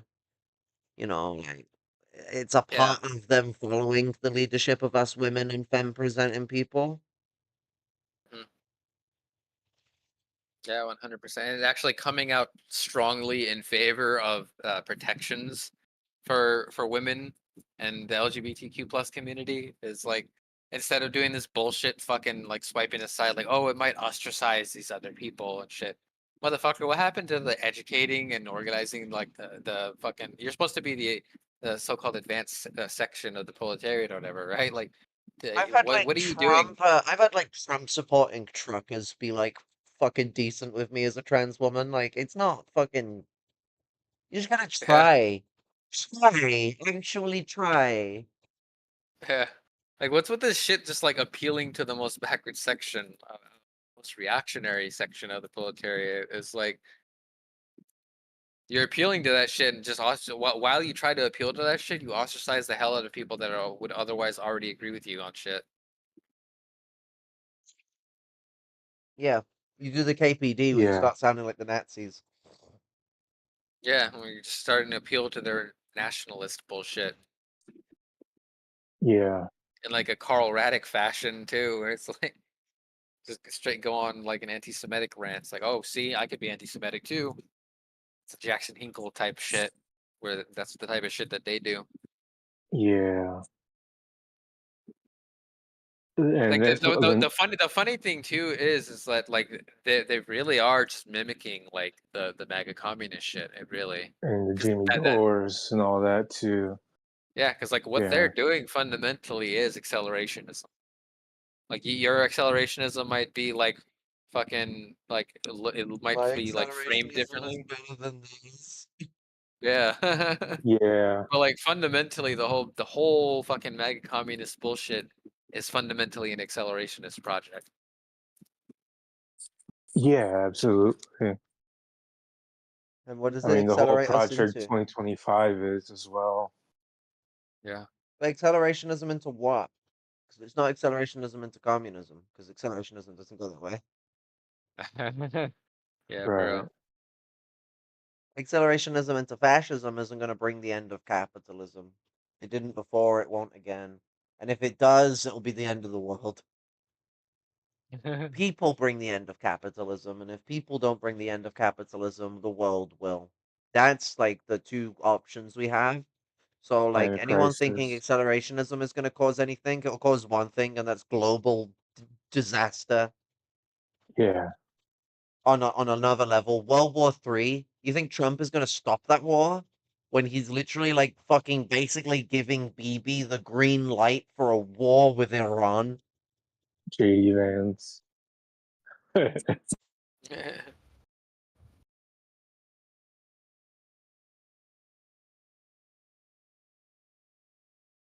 The whole JD Vance shit, yeah, that's fucking crazy. Yeah, no, that's Yeah, kind of JD mad that Vance. it's kind of funny that of all people to call Trump a fascist, JD Vance was one of those people, and I'm like, yo, you are a fucking Nazi. What are you on about? Yeah, What a kooky fucking weirdo. Like he's like, and then he's like fucking siding with him. I'm like, we called him a Nazi 4 years ago. Did you see the fucking interview where he admitted that they made the story up about the yeah, Haitians? Yeah. yeah. I Yeah, saw it. he just openly said it, like something along the lines of like, they may be fake, but like they're speaking like they're being used to speak to bring light to an issue or He some said, stupid shit like that. I might have made it up, but I'll make things up if that's how we need to get the message out to the American people. Yeah, And then like he fucking walked crazy. back on it. It's fucking crazy, yeah. Yeah. Trump's probably gonna replace him for fucking RFK. I mean, if he knows what's best for him. Then again, I think he Supposedly, wants the 2025 guy on the ticket. I'm not sure. Like, it's The hard to thing say. is though, is that JD like he would have to do it soon. Because the vice presidential debate is actually coming up on I think it's October 1st. I mean, yeah, Trump is the guy who anoints the vice president, so I guess he can just kind of decide whenever he wants, really. Yeah. yeah. Supposedly RFK Jr. might get the like FBI position or whatever, something along those lines. So he'd be going after, he'd be enforcing the Project 2025 and all that too. I think it'd be funnier to give him control over the CIA so he can see what actually happened to his family and watch him go into like a psychotic rage and like deteriorate as a person. I think that I'd like They watch him like they turn might like get give like ultimately anti-American and like cause unlimited 9/11s, unlimited genocide against the first world. they might do that just to give the CIA a new image to itself. A new Oh, you see, pizzazz, a new spice, a bit of yeah, anti-communism and conspiracy theory, worm brain. Does he still yeah. have those worms in his brain? They only removed one of them, as far as Well, there we was know. two. Wait, what? Well, I mean, you never know, right? You know, Cause what's it like?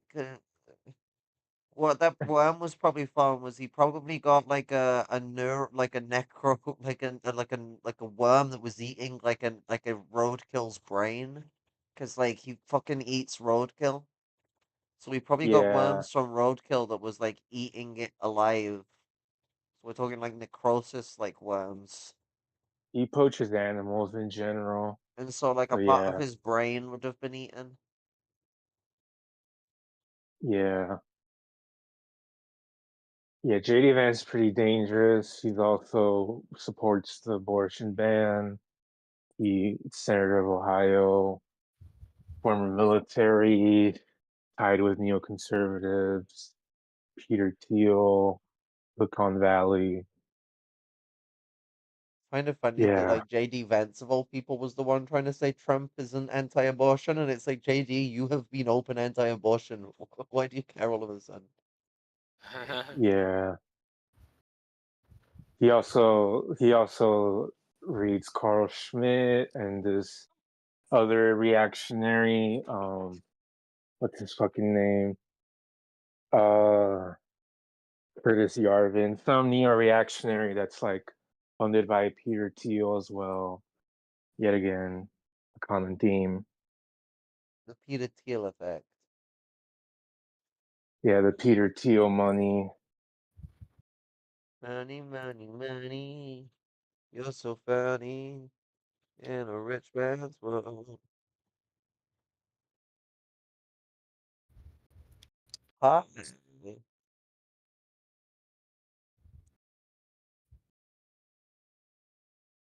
But these accelerationists, they'll just tell us that JD Vance is the same as Tim Walz and all this, and Trump's the same as Kamala and all that. It shows a Ugh, fundamental like misunderstanding or like inability to understand um, the relation between quantity and quality, and yeah, with regards to dialectics, because like um, they think that only the qualitative differences matter and not quantitative differences. That's not at all like what you should be taking from the right, teachings of Marxism Leninism on the dialectics and quantitative and qualitative changes, because quantitative changes absolutely do matter and things. Like if you actually go back to like Engels's writings on this stuff, in the examples he gave with like chemistry and stuff, by the adding of like another oxygen or any other type of fucking thing where these make fundamentally different things if you do make quantitative differences You like literally can't quantity. have combustion without oxygen in the air.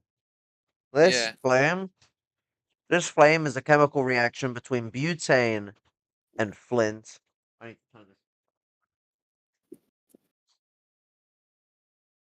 yeah.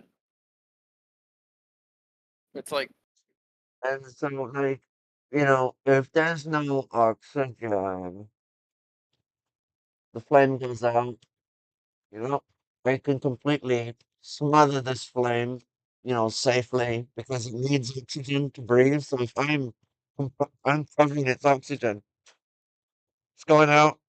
If we don't yeah, develop oxygen for the movement, how are you going to spark a revolutionary flame? yeah. Fact, exactly. What, do you want a little light burn? A little bit of butane? Or do you want prairie fires? You want gasoline? And it's this correct understanding of like the relation between quantitative and qualitative differences, which is precisely why Marx and Engels took the positions they did, fighting against Russian Tsarism and supporting bourgeois democracy against Russian Tsarism, and that's why we protected bourgeois democracy against fascism, Yeah. like open right. fascist dictatorship, right?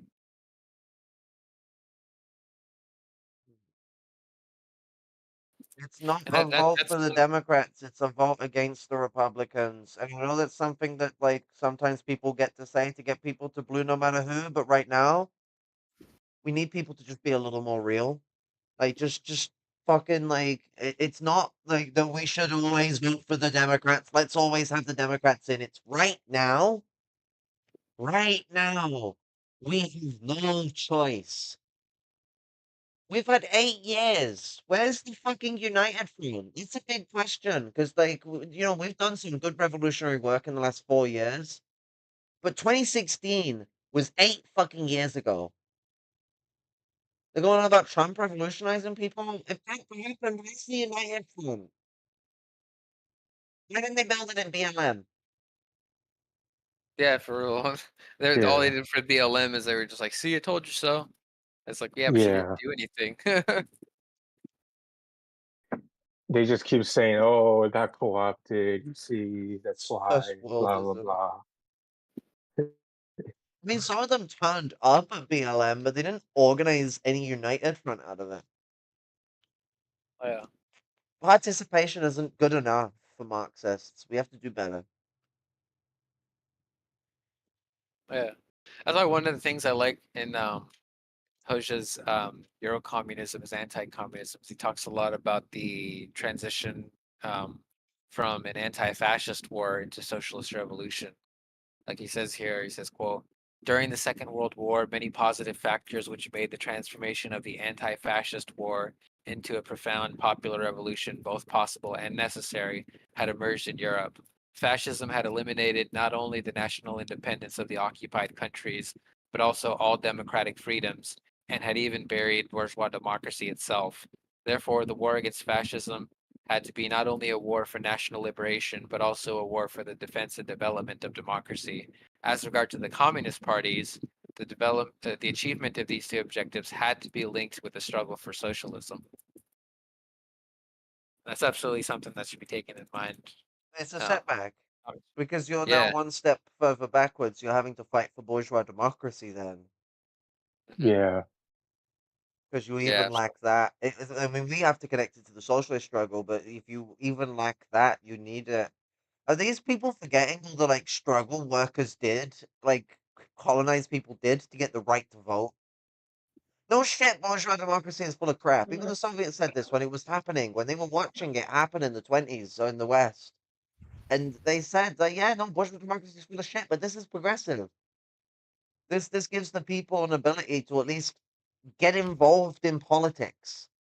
I don't think people recognize how important that is, how philistine we can get when we don't have that accessibility. Yeah. Mhm. Jesus Christ! Like, do they not like get like why people vote in times of crisis? Like, that's the times people vote most is when like the society feels like it's crumbling. Everyone jumps the ballot. The 2020 election had the most votes of any election in history for the United Yeah. States. This one might top it. Yeah, this one might top it actually. I mean, Obama did say he wanted people to vote more. I guess he got what he wished for. Probably not the Yeah. way he wanted it, but oh well. Maybe y'all should have fucking offered something 10 years ago. Here's the thing: we should be saying this about the Democrats. No one is saying don't say this stuff. Point it out. They should offer this stuff. At the same time, we should be able to accept that we have to make a concessive position, but be critical. The wolves in sheep clothing have already exposed themselves. They're not hidden anymore. For some people they are. For most people they ain't. So we got an easy job of exposing these people. They've already half exposed themselves. So I don't know what the beef is. Like, why you would think it would be so hard to organize under the Democrats right now when everyone hates them. Yeah, everyone hates them, and they continually show their own ass like at every fucking twist and turn. Like that's what's really been like radicalizing people. Yeah. Well, like Because you 30, know it's 40% of the voter base don't think the Democrats care about them. yeah.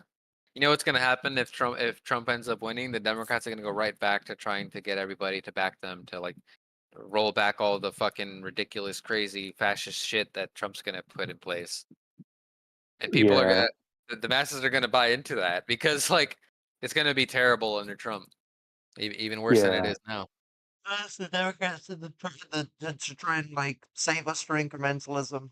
And even the Democrats are starting to like push against that solution. So it's like you're kind of pushing the Democrats into worse ideas by going this route when they're Yeah. actually kind of I won't say they're going to good ideas, but they're like realizing that people aren't happy with them. I mean, that's why like Kamala had to speak out of both sides of her mouth and like go on about how much she champions the defense of Israel and will keep arming them, but how much she also wants a ceasefire and the end of like slaughtering Gaza, which is oxymoronic. Like you got to choose one, last, but they're trying to toe that line because they know that like most of the Democrat supporters want an end to the war. Hmm. You could just end it now.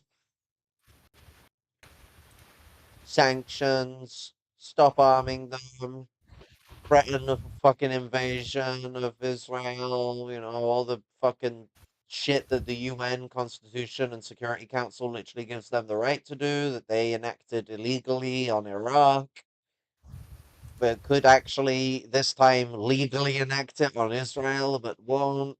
Interesting. I think people seem to forget the U.S. is part of the Security Council.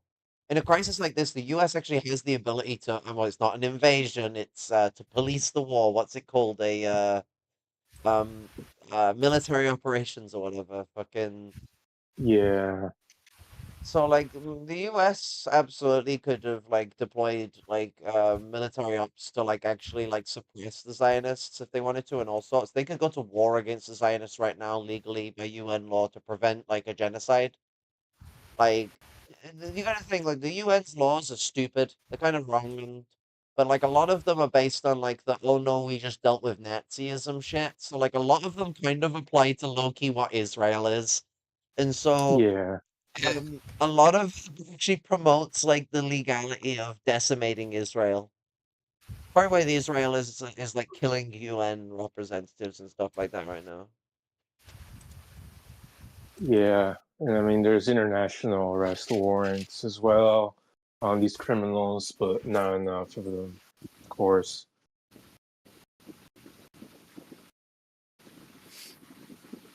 Yeah. Hmm. And could you imagine if like if actual communists were the ones who had hegemony over like the fucking the movement for Palestine here in the U.S.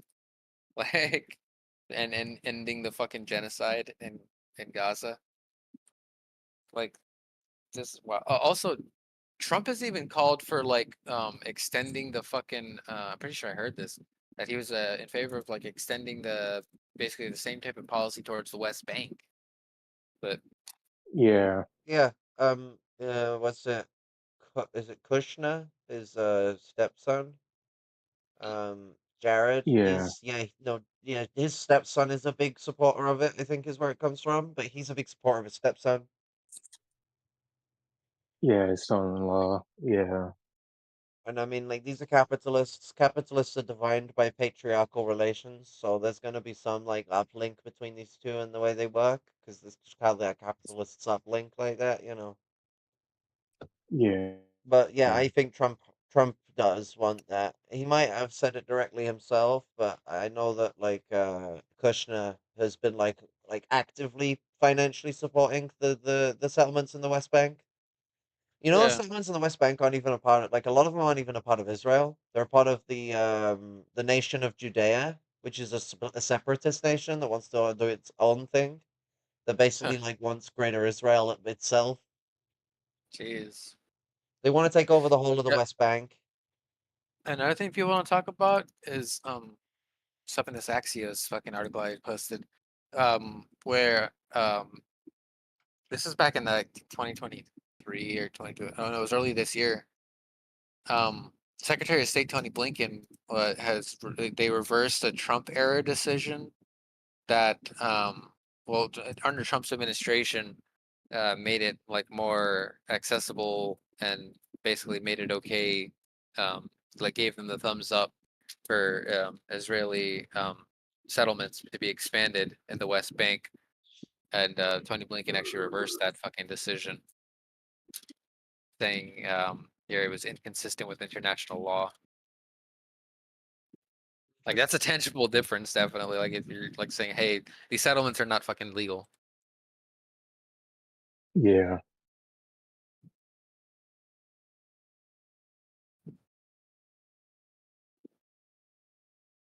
We are simply reaffirming the fundamental conclusion that these settlements are inconsistent with international law.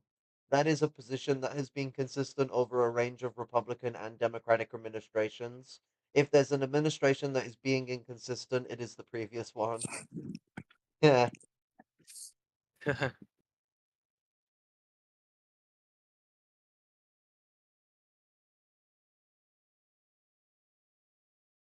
Yeah, like uh, this is another thing too. It's like Oh, apparently, like, I- Israel, Netanyahu has been like careful about the West Bank settlements because of the Biden administration, like basically trying to avoid a major confliction with them, like a confrontation.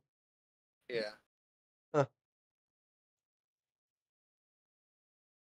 like there's definitely things that you could point to, like trying to just ignore any type of nuance between this shit.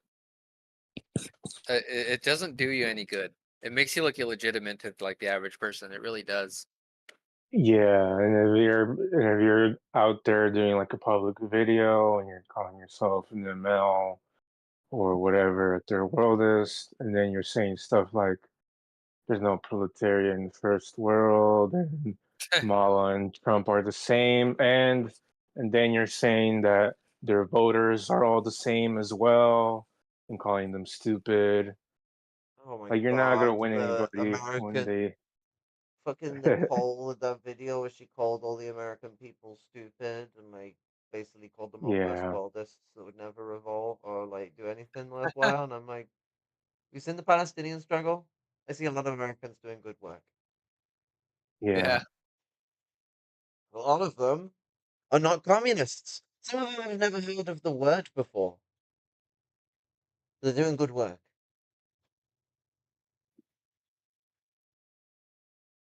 Get out yeah, there. Maybe people should tell them what communism is. Maybe they could do even better work. Wild. Armchair philosophy.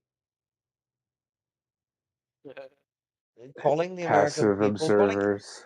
calling your people stupid is so fucking eugenic and asinine and ignorant, arrogant, fucking ignorant. I'll stick with the word. Fuck, you know, it's so suspicious. Like, you're gonna show that kind of despise towards the fucking people. Like Marxists, we are, if anything, champions of the people. It's why Lenin talks about the need for communists to sort of, you know, there are no great individual heroes, but communists need to be heroic in how we approach revolution, like in the sense that we got to be willing to take great risks, great sacrifices, and that we have to be champions of the people, of the people's will, you know? mhm, God, I feel like some people are so anti-Taylist, they don't want to champion the people's will at all, and don't want to direct it in its most progressive light at all times, which is what we need to do. Like Taylism is not like Taylism is where you just follow blindly the people's will. Like yeah, a lot of time it leads to following the petty bourgeoisie, because it's Yeah, usually petty bourgeois interests in the proletariat that the petty bourgeoisie finds in the proletariat, latches onto and gets comfortable with. But you know, the opposition to Taylorism isn't not following the people's will and just following our own will. It's harnessing the revolutionary aspects of what the people's will and advancing them forward, but also considering the just progressive elements generally, not always just revolutionary. Sometimes it is just needing rights. I mean, our struggle for it will be revolutionary, but those rights don't always necessarily have to be a revolutionary change in society. Sometimes the rights people should have had 70 to 100 to 300 years ago, but it's just yeah, they're needed. It's because it's we can't forget about the small things. We can't do all this small things have to wait till the revolution's over, and it's wait a second. So fuck all of us. yeah. Shit. And I would definitely encourage people to check out massline.info and read chapter 4 of their stuff. Mm. What's that here? For anyone that has any type of misconceptions about how to engage in the mass line. Because there's definitely like different types of distortions that people could have towards it, where like they could have like either a commandist or a tailist type of distortion of it. There's like a fine line to draw on this type of stuff, but There's a yeah, really fine line to draw. yeah, One that's yeah, people should manipulated a lot by the tailists because of how fine that line is. It's easy to manipulate it. yeah, Yeah. yeah. I would I feel encourage like people to people visit that mistake website. like our role as champions of the people. They forget that part. They Yeah, see the opposition to heroes as individuals that can be latched onto, and don't get that there's still a promotion of heroic tendencies of being someone who takes great risks and sacrifices. You know, you're a communist until you die. It's kind of the commitment. mhm. I would advise people to join the DSA. Stop being like Yeah, and sticklers about it. Join the DSA. Get involved in work. Push them left. Yeah. You're not going to push the institution left. I'm on about the individuals in it, and get organized. Build an organization. Make a actual communist party out of the communists that are there. Build something, but get yeah, for involved. real, 100%. We're building shit at Red Star Revolt as well, so get involved with us too. You know, seek us out. Like it's you got a lot of shit going on and a lot of groups growing. We need mass parties. We need Vanguard party or parties because for America because of the multinational revolutionary tendencies that America has to go through. But um, yeah, like we need this shit now. But like we ain't gonna have this shit strong enough for it to be the main part of the fight. So it also needs to be willing to collaborate from birth. Like when I get my medication, my operation sorted, and I'm back on my feet. First thing I'm doing with the fucking CPP is constructing a collaborative system. I mean, some of the people I'm eyeing out as possible candidates, because I haven't actually inducted anyone yet. I want to meet them more in person and like engage with them deeper, because I don't like just assigning people to. Because when you first build a party, you need central committee members. I don't need normal party members when I have no one. Like I need CC members. I need people who can build the party. Otherwise, like we have no direction, no way to like teach people, not like the average member. So I need to like really like get to know these people, so I'm not just like giving like a massive chunk of power to people who could destroy the movement. Not, and I don't mean intentionally always. Like, you can also unintentionally be just a fucking not a cadre fit out for those kind of roles, you know. But I got some good comrades that I'm eyeing up, and the thing I always tell them is that like don't be like cold-footed about this. Collaborate, get involved, get a name for yourself with different communists and activists and anarchists and social democrats. Get them to know who you are, your face at the least, and then you will build up a portfolio. When you build up a portfolio in a relationship, when it comes to collaboration, you'll have an easier time when you're trying to collaborate as a party slash organization and trying to build some form of united French people. That's a really important aspect of a lot of this stuff. People need to collaborate more and interact more with people. You see people that are kind of vocal at protests, people that you can kind of nudge and interact with. Pick the brain. You got a conversation there. Love it. Yeah, bro. And if you're worried about like being called out from like being exposed to your employer or something like that, there's plenty of different kinds of masks you can wear. There's plenty of things to try to hide your identity. Get a ski mask, get a hockey mask, get a fucking um what's that fucking gas protection like face mask that Yeah. Gauss has. Yep. And I'm if you just have gonna tattoos that are easily recognizable, like I have, arm sleeves or leg sleeves, wherever your tattoos are. if you need to be bare armed, putting makeup over them can be a way to cover them. Yeah, it's a good way. Yeah, I mean fuck. Good thing about Or not if you having have, that many tattoos.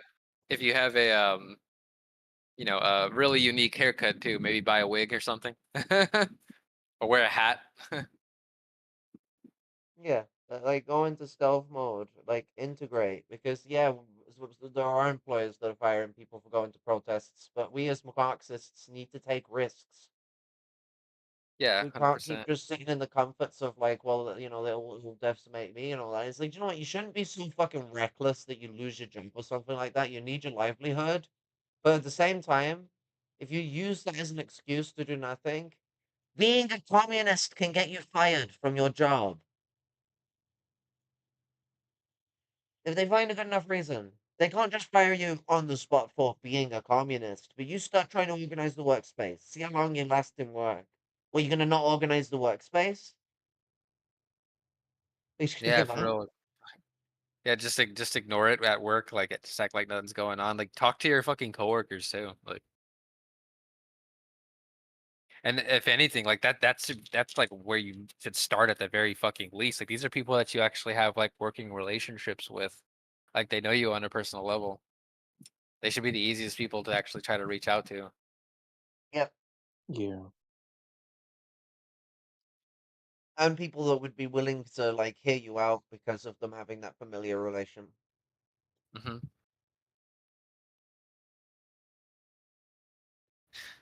Yeah. On that note, I'm gonna have to hop off here for a while because I got work in the morning and it's already pretty late. Yeah, no worries. It's No great having worries. you on. Thanks. Have a good Get night, everybody. a great sleep. Love and solidarity. Peace. Peace.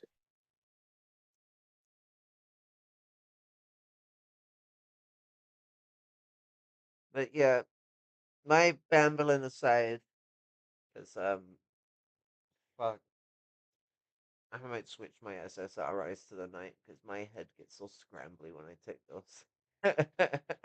Heh, But then, like later on in the day, I tend to feel a little better.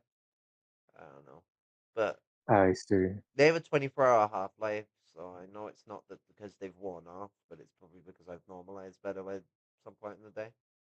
I mean, taking them before Yeah. bed, you're gonna sleep on them a bit, so your metabolism slows down. So they're gonna last a little longer. Um, than you would normally expect, because like in that like 6 hour period that normally people would sleep, I sleep like 3 hours, but like actually some people say 8 hours is like the normal sleep. I don't know. I'm kind of broken, but like there, um, your Yeah. metabolism's supposed to slow down. I don't know if mine actually slows down properly though, because I don't hit REM sleep very well. Right. But let's it. The main thing to get across with a lot of this stuff is that like calling for like the election of Trump is just the calling for fascism. It's not going to help revolution. And I'm sick of tired of my community being thrown under the bus by society every fucking time a situation like this occurs. Oh, it's lesser evilism. Oh, it's this. Oh, it's that. Provide us a fucking solution if you want us to not go this direction.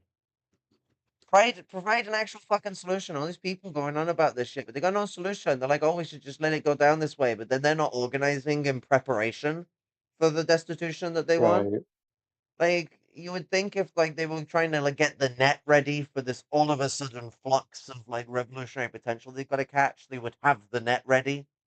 Like rather than sitting there with imagining what the net would look like to catch those people. Because that's why they're operating Right. like it's an organic arise, and then they get the fishnet out and they catch the revolutionary proletariat as they arise. It's just not how that works. The revolutionization is made; it doesn't just occur.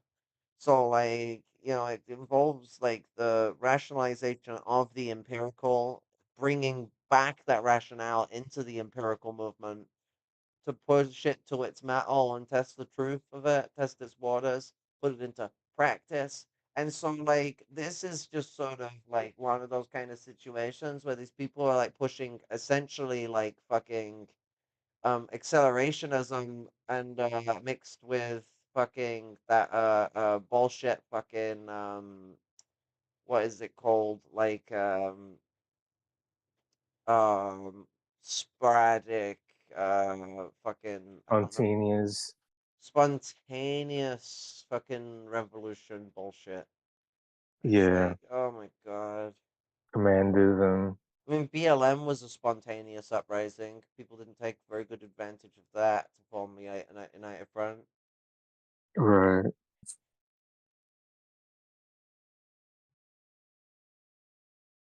Um, yeah, I agree with Flashy that in swing states, people should probably vote for the Dems. Dems should probably be pushed to win in those spaces so the Republicans don't win. But in places where the Dems ain't gonna win, we push the fucking Green Party forward. We get them on the ballot and the fucking thing. You know, we got all that sorted. We push that forward, and by doing this, we put ourselves in a situation where the um the Green Party gets greater viability, and we present the formation of a we prevent the formation of a fucking reactionary government Right. in what is already a reactionary parliament.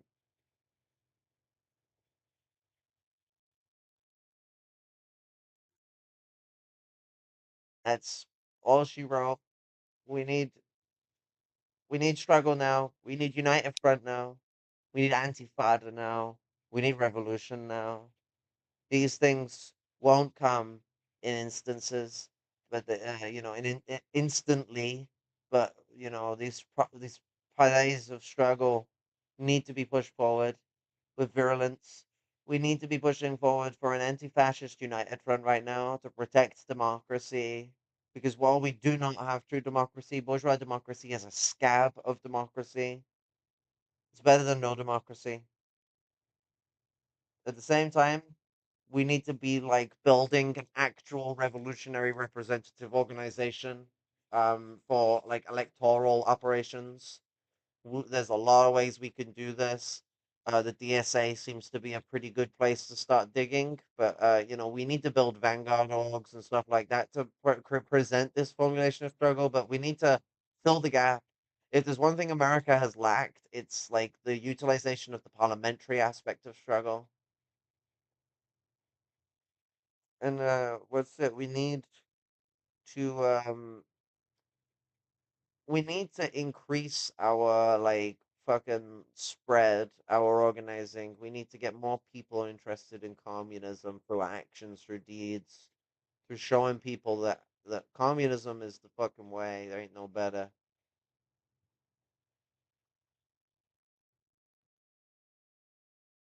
But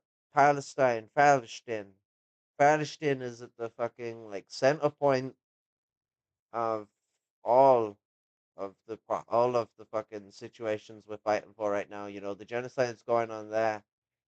Genocides bleed out into the rest of the world. Like it affects the whole world when you see thousands and thousands, tens of thousands of people dying in Palestine, starving to death in the hundreds of thousands. Um, what that already itself has had a major effect on the world.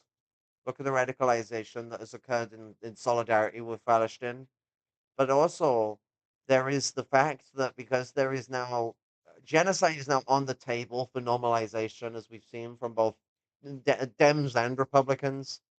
So now, what we're in a situation of is where the Republicans have an ease of chance to normalize their wants for genocide against the trans community, against the immigrant community, against the Chicano community.